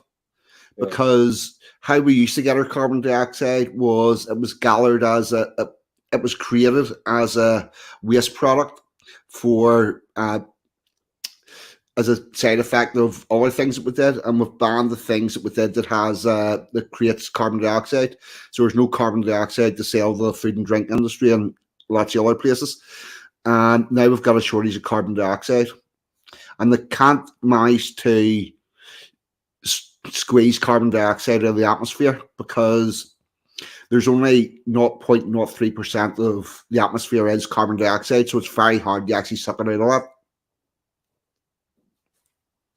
Well, you know, I've heard cows' farts are apparently really bad. I don't know what. Oh, actually, it's not. It's not. I'll see you later, my mate. Have a good night. It's not. It's not just they're farting. See, cows only fart now and again, but they breathe all the time, and anything that breathes inhales oxygen and puts out carbon dioxide. So it's and the regeneration thing they were trying to do with like a bag, they were going to put that round the cow's mouths. But this is just a this is just another plan to get us on the fucking fake meat. This has been going on like since the climate change shit has been going on since the 60s. Like, the world's going to end in 5 years' time, and it doesn't seem to have happened yet. A lot of the claim. Reagan was a big one. Remember Reagan? He was fucking big into it. See, a lot of the people who protest for climate change and all that sort of shit, they were busy campaigning for the Berlin Wall to be taken down. And whenever the Berlin Wall came down, they ran out of something to protest and campaign for. And that fucked them right up because the campaigning and protesting was their life. And they jumped from the Berlin Wall and that sort of thing into the climate lobby. It's like a hobby for them, isn't it? Just this fucking ridiculousness. That and their science is absolute bullshit. They have got nothing right yet whatsoever. There's nothing. Imagine being enough of a fucking upper middle class blurt with all this time on your hands and nothing to worry about really in life, where you've got time to be moaning about shit like this rather than the fucking real problems that people face. Well, apparently, according to NASA's chief Scientologist, according to NASA, if we don't change everything that we're doing, parts of lower Manhattan will be underwater and the Arctic will be ice-free by 2018. Hey, I tell you something about climate. Are you onto this? Go on, sorry. That's like fucking 6 years ago. Yeah. Yeah. You know, it is total bullshit. Are you onto this? I don't know if you remember when I was a kid, there's this, these nature expert people. There's a guy called Chris Packham. You're onto him? I haven't heard him, no. He's one of these nature experts. He's a good lad, bit of a celebrity, minor celebrity. He's autistic, so he's very abrupt. And a few years ago, there was this big thing on Twitter, where they had a picture of a polar bear who looks like it was dying on its ass. You know, all its weight it fell off it, and it's quite a disturbing picture if you love animals. So you got all these celebrities, like fucking all of them, reposting it, going, "Look what we're doing to the planet! Look, we're killing their habitat, and they can't eat."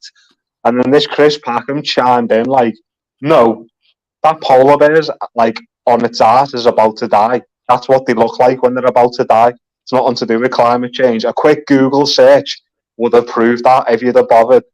So all of these fucking dev lords just started quietly deleting the posts and not acknowledging it again. Oh, do you know what happened? They banned hunting polar bears, right? And whenever they did that, the polar bear population shot up because you've removed the predator. And in that part of the world where they're the apex predator. The only thing that's really ever going to get a polar bear would be like a shark if it gets it in the water. And so the population increased. And strangely enough, if you increase the fucking top predators numbers by quite a lot, sooner or later, they don't have the same amount of space each, and polar bears they don't really want to be about each other. They want to be with their own their wee group, but they don't want to be around other ones. So then there wasn't really enough food, and that's why you had ones like that getting very sick and very ill and dying. But it wasn't about, if anything, they had got, it wasn't because they're running out of ice. They might have been out further out than they were, but it's because the amount of polar bears that there was had increased. Yeah. Bit of a tedious link there from that, mate. In Australia, literally within the last couple of years, they have to do, people who actually know what they're talking about, experts on it, they have to do controlled, you get bushfires because of the weather. Yep. They have to do these controlled burnings. So they have to do that. They have to burn a certain part of nature, otherwise it's going to fucking go off its head and kill all the wildlife. So you got all these little fucking protesters protesting against it, like, "Oh, you're burning nature," and they ended up getting their way. So they stopped doing these controlled fires, and then bushfires erupted. This was only 2 years ago, and a fuck ton of nature died over it. And he's like, "Talk about look what you've just caused. Talk about counterproductive, you fucking idiots." Yeah, but they're also very quiet about the climate activists that have been arrested for starting bushfires. I hate these people, man. Yeah, they are absolutely fucking pernicious. They're the same people. Did you see that thing that was it Bonnie Lad the other night showing, or it might have been Centum actually, showing that footage of these divvies going in the shop and pouring milk all over, animal rights protesters pouring milk all over the shop. Yes. The same kettle of fish. Yeah, but you'll notice they never do that in working class areas. Oh yeah, come and do that in Lidl and watch yourself get knocked, get your jaw snapped. Yeah, try that. My local Tesco's. You're not lasting too long. Exactly. Did you see in that video as well? One of them said something mad like, "Oh, could you please not get involved, sir?" And they just stood back and didn't do nothing. Like they had some kind of authority to be doing that, which they did basically. The establishment supports it.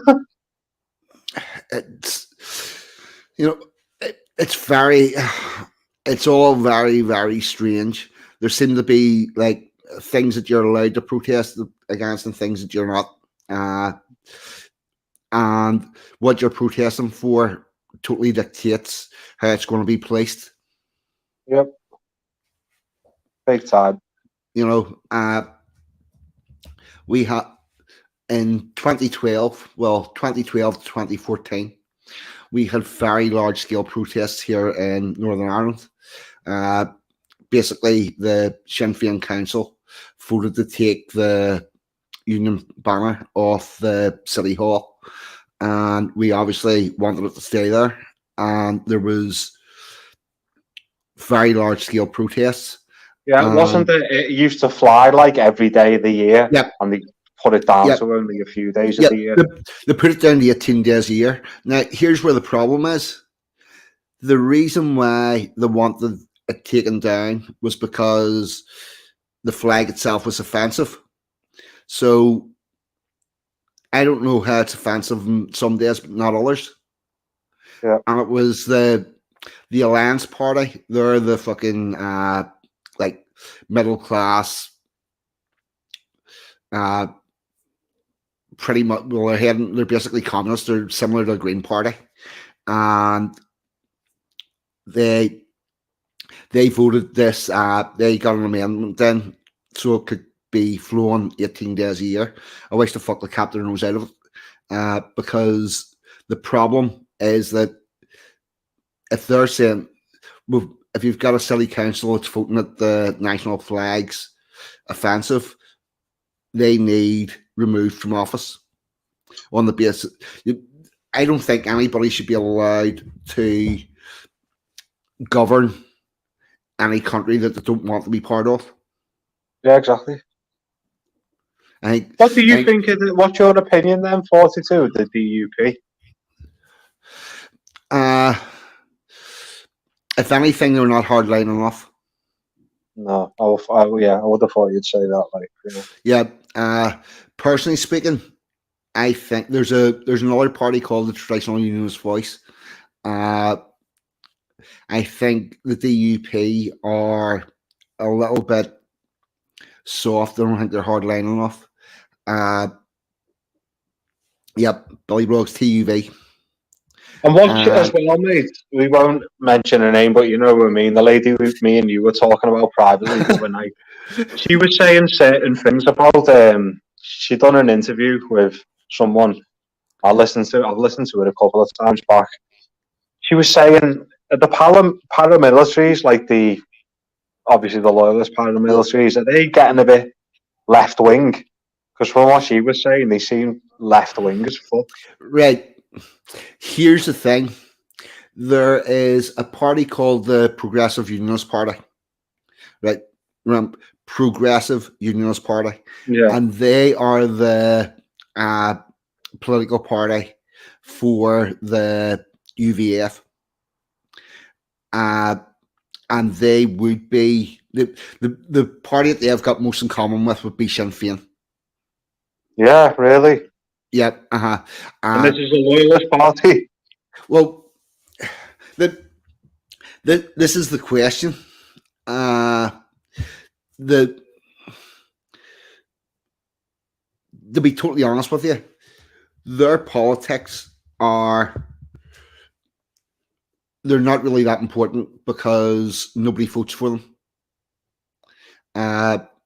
The unionist population of Northern Ireland do not elect terrorists in any form of large numbers.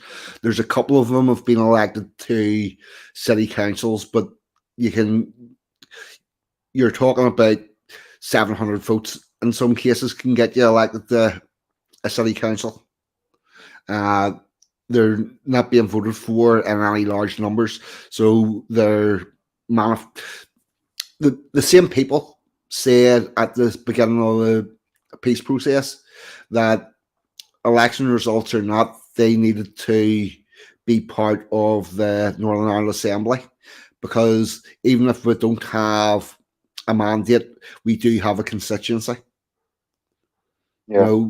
I think the main parties that unionist people are voting for at the minute are the DUP, Democratic Unionist Party, and the TUV, Traditional Unionist Voice. Recently, mate, I've sort of listening to her interview particularly, and listening to even a few things you said. Do you remember we were talking on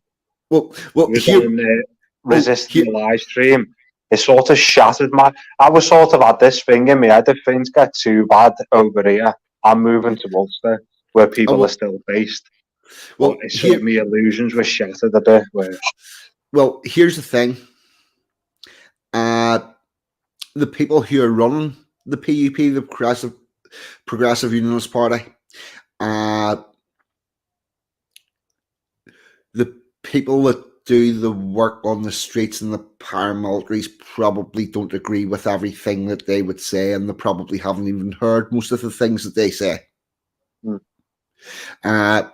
It very, very common for people to look at a party, look at the name, and not read their manifesto. Yeah.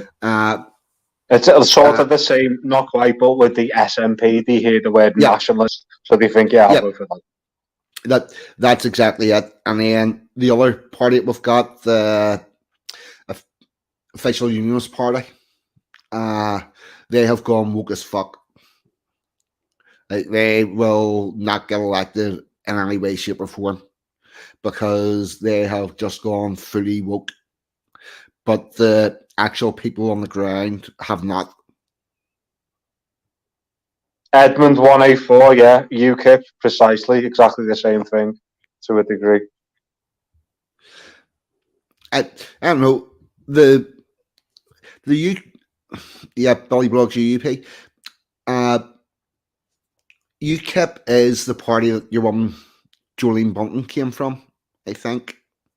Was she? I think she was UKIP. I think that's a party that she came from. What I will say about her is her heart's in the right place, but she's not the sharpest tool in the box. Yeah. Would be probably the kindest way to say it. Well, UKIP, I was looking into like around that time when they were a bit big. It was there was no one else to vote for but them. But I'm not voting for someone that I don't agree with just because it's the better option, personally. So I just spoil. The last time I voted for the BNP, like in the early 2010 times. There's never been anything that's represented me since that. Like, to be totally honest, from I've been of age, there's never been an election I haven't voted in. I always spot your ballot paper, mate. Yeah, I've voted in because they have to count it. You're onto, when you spoil it properly, they have to count that. No, they don't. Spoiled paper, apparently. Oh, right, yes, they have to count them as a spoiled paper. Yeah. Well, we have fucking idiots thinking if you write something in, it counts as a vote. No. Yeah, no, that's it goes down as a spoiled paper. Well, it is getting your protest in. I honestly think if everybody was to vote, if everybody that normally doesn't vote, and absolutely everybody done a one-off and voted in the Monster Raven Rooney Party, our politics would change overnight. Yeah, because people that would force parties to get a base, an actual base, and do the things that their base is asking for. Oh, I think the DUP have did okay with the protocol. They haven't crumbled on it. I don't know exactly what's going to happen going forward, but the Northern Ireland Protocol with the Brexit thing is very, very not good. Right where I live, I don't know what it's like in North and South Belfast, but there you can see it on a lot of walls. No Irish, no EU.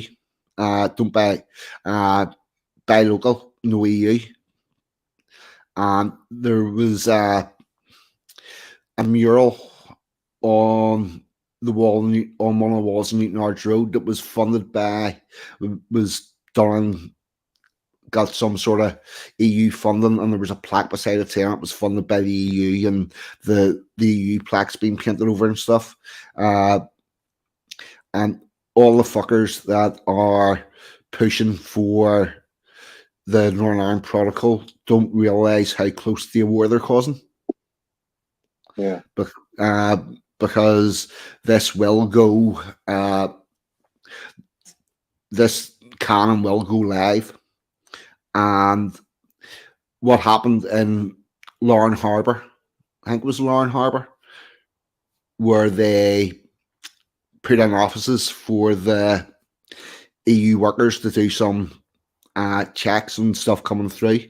The people were in there for a day and then they didn't come back because they were advised it was unsafe. Yeah.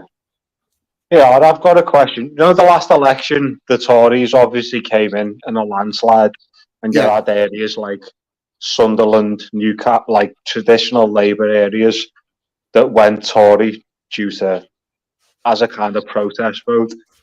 Sensen, for example, Sensen from Stoke. I'd be interested to see what Stoke voted overall, Tory or Labour, because obviously Liverpool, it's a landslide Labour. You can't, as I've said many times, put a red rosette on a fucking nonce and they'll still vote Labour. And I was trying to tell people, what the fuck have Labour done for you? What have Labour done for this city apart from fucking flood us with Somalians and just fuck everything up? But just people won't have it. And I sort of get taunted a bit by people I know. I'm socially conservative. I'm that type of person. I believe in the family, whatnot. I don't like degeneracy. So as soon as you say conservative round here, I just get called, you fucking Tory. Like, I'm not a Tory. It's nothing to do with the Tory party. I'm socially conservative. And I would prefer, I didn't vote for them, but I prefer them over fucking Labour any day. I hate the Labour Party so much, mate. Be interested to see what Stoke voted for, Sansom, if you can answer. Because we were fucking, again, every fucking time, we were like 85% fucking Labour, mate. Did they, yeah? Yep. Here's something. See this whole COVID thing? That stopped the Conservatives. Yep. The whole COVID restrictions stopped the Conservative Party doing what they wanted to do. And had we not had the restrictions that we had, I think the political landscape would be quite different. We have had a concerted. Oh, do you know who decided that who decided how strict our lockdowns were going to be? The trade unions. Oh yeah, the trade unions have got ridiculous amount of sway for some reason. Yeah, but what happened was Boris Johnson announced the lockdown, and he came out and he said that if you can work from home, work from home. But if it's necessary that you go to work in order to do your work, then you go to your work, right? That means like myself, I work in a factory. I can't do that from my house. I can't work the machines. So I would have went to work. But somehow he gave a speech at 8 o'clock in the evening. And by 9 o'clock, or by fucking whatever time the papers come out the next morning, it was announced that the only people who were to go to work were bus drivers, ambulance, nurses, essential workers. That they had Ollie Willoughby and Philip Schofield, they were still allowed to go to work. Yeah. TV personalities. Yeah. Sitting next to each other while we're all sitting around like cunts. Yep. And that's what drove the whole narrative of the lockdown. That was a mixture of the unions, the teachers, and the civil service.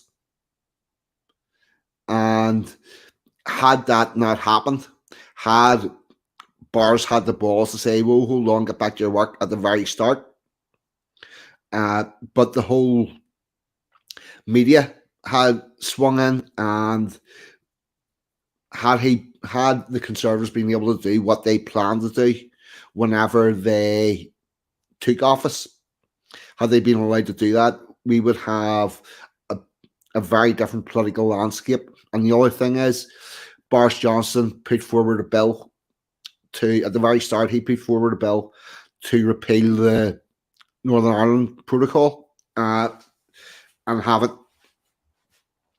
I remember it being a very big thing about the hard border with fucking when Brexit was going to come in and whatnot. Yeah, but there was never going to be a hard border. The border is basically about tax. Who pays what tax where? And it was overblown by the media. But Boris put forward the thing to pull down the Northern Ireland Agreement and voted it through the House of Commons, and it was the House of Lords that threw it out. And that's what's caused all of the strife in Northern Ireland. And the shutting down the whole economy is basically what got Boris Johnson in the shit. And sorry, mate, it just made me laugh. Fucking Linda and DJ calling each other the C word in the chat. Fucking typical Scottish and Aussies. Yes. Sorry, mate. Carry on, sorry. Yeah.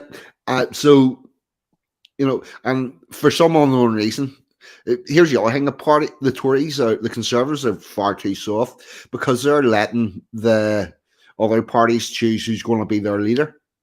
Like, what the fuck? They should have come out. They should come out and says, "Fuck what the papers are saying." Called all the papers the left wing treacherous fuckers that they are, and said, "No, we're going on with what we're doing." They seem more worried about what people are going to print in the paper than they are about what happens to the people who voted for them. It's crazy, mate. When they locked us down, they literally have exerted more authority than any medieval king or queen in the history. No one could ever say you've got to stay in your fucking house. Such a crazy thing. Probably like this lockdown, mate, is one of the most bizarre periods in human history. It was fucking bizarre.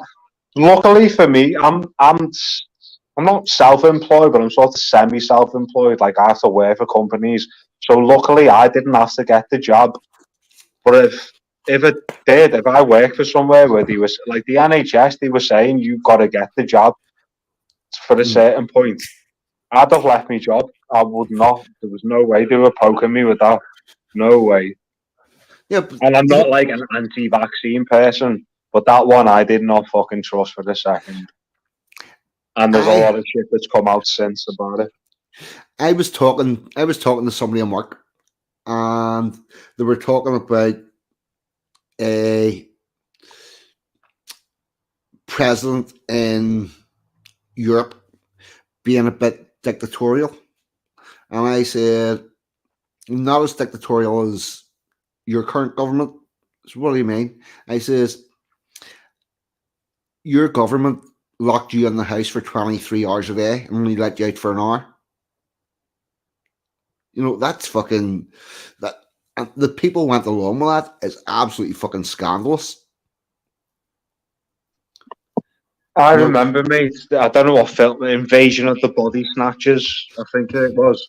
I remember driving home from work one evening, and my entire street at 7 o'clock were just standing outside like performing seals, banging pans and that, like, clapping for the NHS. And it disturbed me so fucking much. Like, what the fuck is going on? Was there anybody from the NHS there to receive the applause? Exactly. Just clapping into thin air. Like, it's ridiculous. No, they were clapping each other. Exactly. Yeah. Just approval. Just approval of each other. I'm doing the right thing. Oh fuck! I seen videos of hospitals where all the staff were outside, the ambulances were outside, the fire brigade turned up. There was minor fucking celebrities, fucking nurses doing TikTok videos, dancing. Right? No, there was actually people turned up. Minor celebrities turned up and done like a mini concert, sung like 4 songs, right? And I'm thinking, how can they do that whenever apparently they're run off their feet? Yeah. Because this was like outside the hospital. The staff from the hospital came outside. Who the fuck's looking after the people? Yeah. Yeah, what the? And here's another thing that not that long ago, apparently, buying alcohol after 8 o'clock in the evening was dangerous. So what the fuck? You know, within the first 2 days of that, excuse me, within the first 2 days of that lockdown, I went to the post office and there was a queue. Us British love a fucking queue, don't we? Oh yes. This was at about 6 o'clock in the evening, Friday night. There was a lady in front of me who the fella in the shop felt it was his right somehow to be asking people what they were buying. The lady in front sort of embarrassingly said, a couple of bottles of wine. And I thought, if you ask me what I'm buying here, mate, I'm going to fucking blow your head off. So he asked me, so I just gave him 1,000-yard stare. But I thought, how dare you be fucking asking? Who the fuck? There's a lot of little fucking, like, people Many who like Hitlers. authority that you don't realise. And once this kind of thing comes in, they're like, yes, have it. Let's start telling people what to do. Oh, Oh, fuck. mate, if you what are you buying? Who were you asking? I never wore a mask through the whole thing. No, I didn't know once. I got into major grief over it constantly. But I'm quite like a fucking ugly looking fella, so they wouldn't really question me too much. No, I looked up the Northern Ireland government thing, and it says you're exempt for this, that, or the other, and the people are not allowed to ask you why you're exempt. So I just walked down and said exempt. Oh yeah, that was the thing, wasn't it? You could get this thing on your phone where you could show them. I didn't bother me ass with that. No, you ask me don't. what I'm doing. You don't need to, because they were not allowed to ask what your exemption was. So I just walked down and said exempt, because as far as I was concerned, I am. I got pulled up a few times and I thought, honestly, don't, because someone's going to end up getting the jaw snapped if you keep asking me this. Oh, Horrible time, that, mate. And it's. I've noticed appearing in the news a little bit more lately, when they just try and throw out, oh, COVID's been raising 15% and whatnot. I think, fuck off. I don't think people are going to have that again. Do you know what, right? I don't mean to sound conspiratorial, but I think that a lot of that was a premise to ramp up the invasion a bit, because I've noticed we were locked down for a year, and since I've come out my house, there's a lot more people that don't look like me about all of a sudden. I think that was part of it, to be honest with you. well, Obviously, I haven't got proof, but I think it was. well, we didn't close the borders. Yeah, they got flipped. Oh, kid, sorry, why this is in my head. Ugh. Get on this, right? We were in the middle of lockdown. A fuck ton of whoever came in, they gave them a tour around Anfield and they published it in the Liverpool Echo that they give these fucking people a tour around Anfield while we were all locked up, these refugees. And it was like, are you actually trying to fucking taunt us? Oh fuck! That is ridiculous. Yeah, you're not allowed in there. You're not allowed to go to the shop. You're not allowed to go here. You're not allowed to go there. You're only allowed to go to your house for an hour. Yeah, And a lot of the Sean's and Jamal's got fucking shown around Anfield. It was insane. that is fucking hackney. I'll send you the article, mate. It'll blow your head off. It was absolute. It was like a direct taunt, and it was showing them like shaking hands and that, and we were all locked down. I was like, is this serious? Clown World 2.0. Oh, do you know the shop Lush that sells like all that fancy soap and stuff? Yeah. Right. So it was coming up to Christmas, and I was going into Lush. I was getting my Get you. yeah. Fuck. Well, Getting yourself some soap, lad. no. My son's fiance at the time. I was getting her a present, and I was right, I'll go in the lush and I'll get her a fucking gift box. So I'm walking in the lush, walks in through the door, and there's a guy there, with a squirter for soap for your hands, the spray for your hands. So I says, no thanks, and walked on in. And next thing oh fuck, it already pissed me off while I was standing in the queue. This thing must have been like 17, 18. His legs were like the thickness of a normal person's arm. He fucking eyeshadow on. He was a wee soy bastard. And yep. So he goes to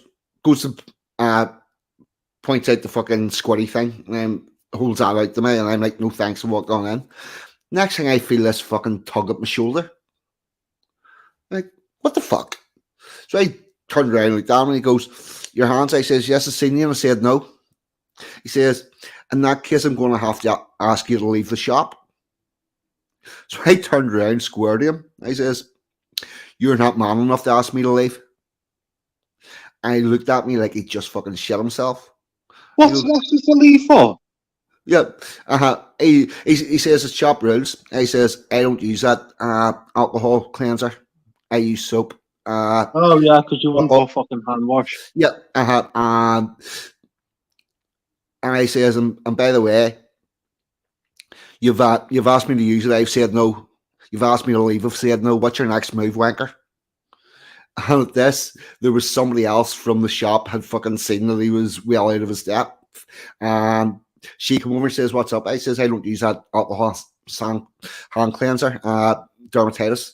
I use soap and water. And says, right, well, soap and water over there. I says, have you paper towels? I says, right, okay, I'll wash my hands. I'm not using that shit. And she sort of dragged him away to the side, but I was like, what the fuck? This wee soy wanker.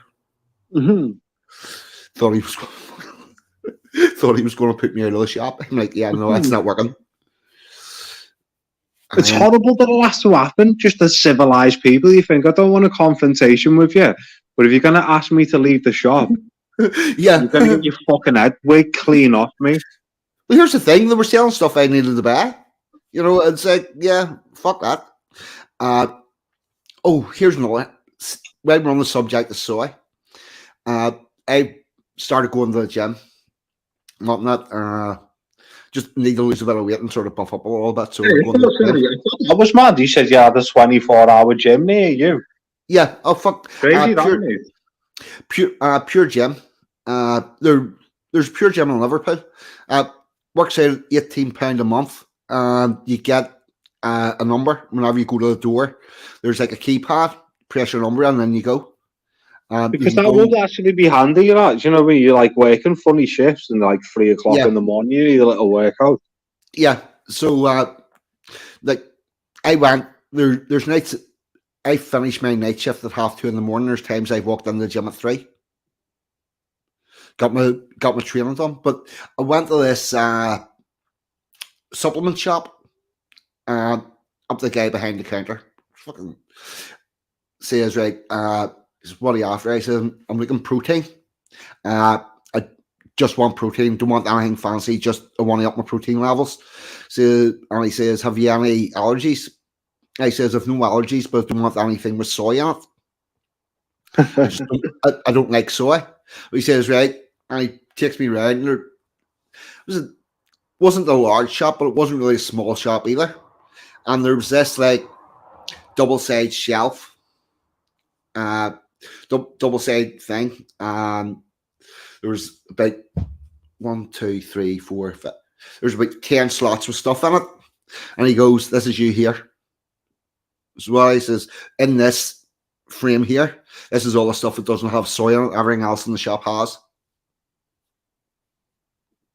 And I was like, this is fucking mad, because it's all like, even exercising's gone gay.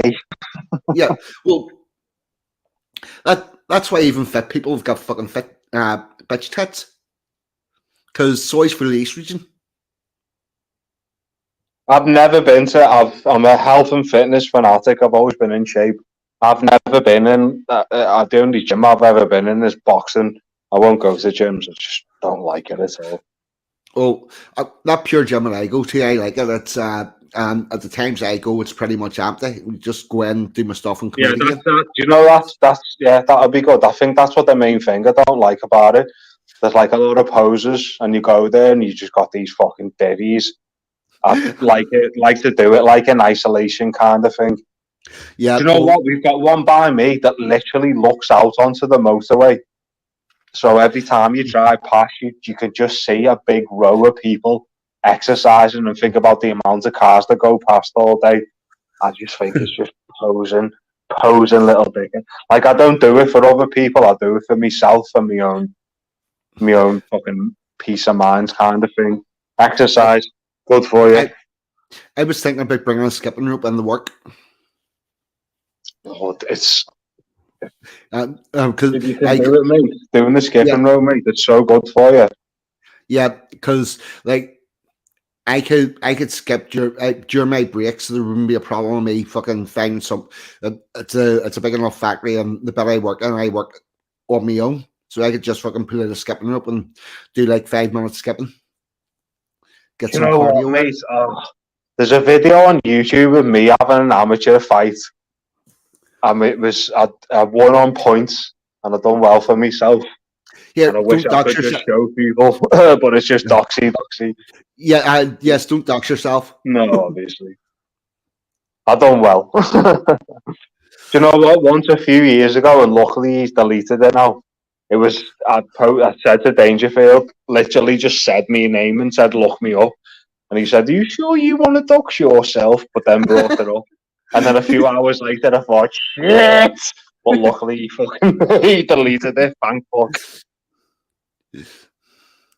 Yeah, there's resistant lies. He's saying he prefers to go to an empty gym as well. Emma G was saying resistant lies is a fucking unit as well. He's like 6'3", he said, you know. Big fella. All them Highland fuckers are big. Yeah. It must be something in the water. It is, mate. They got a bit of Scandinavian in them, haven't they? The big fuckers. Well, have you seen any of the Highland Games when tossing that fucking log? Yeah, I love all that, mate. Yeah, the big tossing the what's it called? Tossing the caber, yeah, and big fucking brilliant, mate. A lot of if you think a lot of the world's strongest men come from there. Yeah, they're big fucking units, like. What else? Right. Would you know? Like a lot, like literally most of the world's, the world's strongest man contest. I always watch that religiously. That's a lot of them are from Iceland, and Iceland is literally, it's Scandinavian Vikings and Scottish women that they took as slaves. That is the makeup of Iceland. So it's half picked, half fucking Scandos. They love it. It's a religion there in Iceland. Yeah, they're all big units. Oh, if you're male in Iceland, you've got like a 1 in 10 chance of getting into their national football team. Yeah, because their population's very small. Get on this. It's going off on a tangent, but it's just reminded me. Are you on to Gylfi Sigurdsson? Yes. Yeah, he's just been done for being a fucking nonce. Everton player. What? Yeah, it's just been done for being a fucking pedo, mate. Hold up. And his wife is fucking Miss Iceland, and she's beautiful. Hold on. And he didn't release his name in our media, but he did in Iceland. Right, hold on. Has he been convicted? No, yeah. Sorry. Right. Okay. Allegedly. Edit this out. Sorry. Right. This is where the the men's rights advocate comes. Yeah. Do you know what? Yeah. Sorry. Yeah. The amount of people that have been accused, and it has turned out that they've done nothing wrong. No, it's like once you say that's one of them accusations where once you say it, it's true, but it's not necessarily. Yep. Yeah. Sorry about that. Yeah. No. I sort of said that like I was sitting in the pub with my mates. Like, if you heard this, lad. Yeah, no, it's interesting to hear, but yeah, that I don't get Let's me see how wrong. it turns out. If he's convicted, I will wholeheartedly condemn him for what he's done. But I'm very skeptical. There was a guy in London was walking across a subway. Hey, sorry, mate. Can I just address a comment there? Well, Edmund 184. He nonced his daughter's friend, and he was convicted. That happened. who's this? Rolf Harris. Yeah. That was no. It's not. No. There's no opinion about that. He nonced his daughter's friend. Yep. Yes, Rolf Harris was a fucking clean one. Can you tell what it is, shit? Yep. It's a bleeder. Yep. There's a guy in London was walking across a subway, the underground tubes, and a woman walked in front of him, and she said that someone had stooped down, put their hand up her skirt, past her knickers, penetrated her, and took their hand back out again in the queue at that time. And the police then found the next person to use their Oyster card. And on the back of that, they went to this guy's house. They arrested him. They charged him. And for a year and a half, his life was in turmoil for basically being a pervert and sexual assault. And whenever it came to the bit, they had no evidence of it actually happening at all. And the guy denied it from day one. It was just a total fucking fraud. And the whole thing was on film, and you could see that he never broke stride, changed the way he was walking or anything. But for a year and a half, they trailed him through the court until whenever it actually got to court, it was through out in about 5 minutes. Yeah, mate. See if you can relate to this. I'm sure a lot of men can relate to this listening. If my couple of my dogs, I have to walk specifically at night because they're not dog friendly and they can't be around other dogs. So I'm often about at night all the time. Have you ever had this experience where there's a lady in front of you and you've got this, you can feel like the energy coming off them where they're nervous and you feel like saying to them, love, I'm no threat to you. I'm just walking the same way as you. And you feel like saying it to them, and it's a horrible, horrible feeling. I'm sure it's a more horrible feeling that women have to feel threatened, but it's such a horrible feeling. Well, you just feel like saying, love, I'm no threat to you, girl. Seriously. Here's the thing. The way to become more safe as a man walking home is to have a woman with you. Assaults are overwhelmingly perpetrated on men. But see if I'm walking down the street and for any length of time and there's a woman directly in front of me, I will either cross the road and that me and make sure I will either A, speed up and get in front of her, or cross the road when I am to. I think a lot of women don't realise that like fucking 80% of us are good and we worry about that kind of thing. Oh, I'll tell you another thing. If you're a man walking about on your own, you need to plan your route so it doesn't go past any schools. Yeah, that's another thing. Kid, sorry to go off on one. That's important that you've said that, right? Recently, that it directly relates to that. Recently, I had to pick one of my nieces up from school. So, my sister couldn't pick them up, so we had to phone ahead with the school. And they were so fucking funny about it because there was a man they didn't know. But in other times, they've had female friends picking them up who aren't related to them, and there was no questions asked. But just because I was a man sort of thing, they were a bit like, all right, what's the situation here? And it's such a fucking a horrible feeling, man. It's horrible. Yeah, but apparently men run everything and dominate everything, and their women are downtrodden. Yeah. If this is what gender oppression looks like, we're doing it wrong. Yeah, exactly. You know, Horrible. it's absolutely nuts. You get Linda, yeah, you're right yeah, there. yeah, You have to second guess everything you do and say, but yeah. Like, see, 15, 20 years ago, if I was driving along the road and I seen a woman changing a tire and it was raining, yeah, I would have stopped to help. not now. No more. No, No. not now. That's done. That's Example gone. of that, mate, a classic one. Literally about 3 years ago, there was a little lad standing on his own outside a Primark by mine, standing on his own, and he looked a bit in distress, and I thought, should I go over to him? My instinct is to go over and ask if he's okay. But I stopped some woman and said, hey, love, see that little lad over there? Go over and ask if he's all right. But just, Yep. it's like, it's horrible. Uh, This is being done on purpose as well, Les. I think this is just being done to just fucking well, here's derocinate us and separate us from each other as normal humans.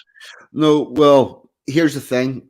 Whenever you look at the way that domestic violence industry works at the moment, it is a predator rehabilitation program that is rolled out to all men, despite the fact that 95% of men have never perpetrated any act. And there is in the Duluth Violence and Control Wheel, there is a predication that men in their natural state are violent, aggressive, and sexual predators. And how they came up with that was they went and interviewed men who had raped people, had abused their partners or whatnot, and they took their opinions as being the opinions of the general population, and they spread that men are, as a rule, evil. Yeah. Billy Bloggs is saying the teach it with no, it's all men. It's all men, Bill. Yeah, it's all men. You'll. And I look a certain way. I'm like quite a big lad, and I suppose I'd look a little bit less threatening if I was like a little skinny kind of Nick. But I'm conscious about what I look like to women. Yeah, but the thing about it is, if you're a skinny little thing, they said you look creepy. Yeah, I suppose. Yeah. They've got you on a different way. And here's the other thing: see the likes of Posey Parker and J.K. Rowling that have an issue with trans people and the definition of a woman. They only have that issue because they don't like men, even whenever they've become women. Yeah. You'll find that there's absolutely no. Well, have you noticed? You remember Posey used to be on with Dange, and she won't have nothing to do with him now. Yeah. I want to ask them what their. I would love to get a chance to ask Posey Parker what her definition of a man is, because I'm pretty sure it's not adult male female. No, yeah. I'm not actually, so sure about their fucking agenda. Oh, she's a dyed in the wool. She's a dyed in the wool feminist. She's a feminist as fuck. Yeah. And see, whenever Posey Parker or any of those people talk about men, what you have to realize is that actually means all men. Yeah. Not just and that means you, that means me, that means all of us. And whenever the likes of Sally Miller Gerhardt says that for a future to work, the percentage of males must be reduced to and maintain that 10% of the total population. They fully fucking mean that. Whenever Julie Bindle says that all men should be put in the camps where they can drive white vans and their female relatives could take them out like a library book and that would make the world a better place, they fully mean that. Yeah, Billy Blogs just said there he's seen Posey's rally. I've never seen any of her rallies, but she's a full-on fucking foaming mouthed man hater herself there, like, yeah. in my point of view. Posey Parker is, as is J.K. Rowling. J.K. Rowling, they just don't like men, even whenever they became female. Right. Funny, I'm enjoying this J.K. Rowling shit, to be honest. Because she's like had it turned on her, kind of thing. All the people that she would usually support are just turned on her because they are the people that she would usually support. Yeah. And just because she's anti-trans, they're like, you fucking basically love these people, you silly sod. Yep. Right. Let's see. We're coming up on 2.5 hours. Oh, we've done a good one there, lad. We have. It's coming up to 2 o'clock in the morning. I'm going to start wrapping this up. Yep. Is there anything that you wanted to talk about that you didn't get to? No, not much. I think we covered it all. I hope I enjoyed this, mate. As I said, I've got the bug for this streaming. So subscribe to me little channel I've got there. I think I've only got 3 subscribers. John Davidson there, my mate. Hey, do us a favour. Do you know what I said the other day? Just between me and you, 42, won't go into detail. Yep. Speak to John for me about what we said last night. Right. Yes, will do. Yeah, thank you so much, the chat. I'm honoured that you fucking bothered to listen to some shady scouser at this time on a Saturday night. Really honoured. John, if you're still there, I need to send you an email. Mate, don't worry, it's nothing bad. Just want to say that. Well, yes, in the description, first thing you come to, Toffee's link, go give that a subscribe. And I think you've got more than like 3 subscribers now because people have been saying it's subbed. It's been an absolute pleasure. Same here, mate. If you do start streaming and you want me on as a guest, I'd be more than happy to come on. You'll be my first. You'll be my first, and then DJ me second because you broke me in. Right.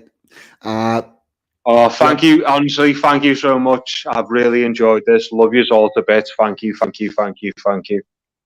Right, and I'm going to find some music for signing out. Let's see. Here we go. Got one line. Good night, mate. I have had an absolute ball tonight, Toffee. You've been a great guest. I've really enjoyed it, and you'll be welcome back on again. Great. And any other the usual streamers, send some Bonnie lad. If you can get me on, I'll be honoured. It'd be great. Oh, no doubt Rags will have you on. Rags as well, obviously. Yep. And we'll sign out with this one. I don't like them putting chemicals in the water. Freaking frogs gay. Understand that? Turn the freaking frogs gay. Serious crap. Gay. Frogs, freaking frogs. It's not funny. I'm going to say it real slow for you. Gay. Frogs.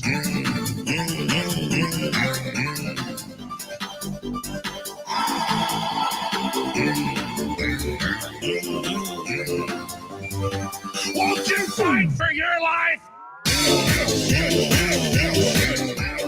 Gay. Frogs, freaking frogs. I don't like a frog.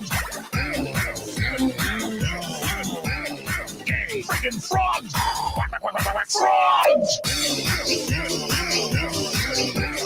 Freaking frog crap. Won't you fight the frogs? It's not funny. I'm going to say it real slow for you. Frogs. Hold on. We've had a bit of a request. One second. We get this here. Right. Hold on. Where'd that go? Yep.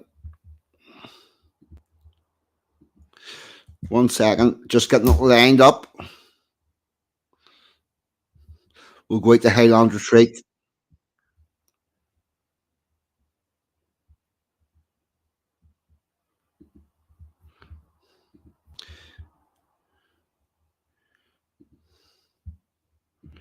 Here we go. Here we go. 1 second.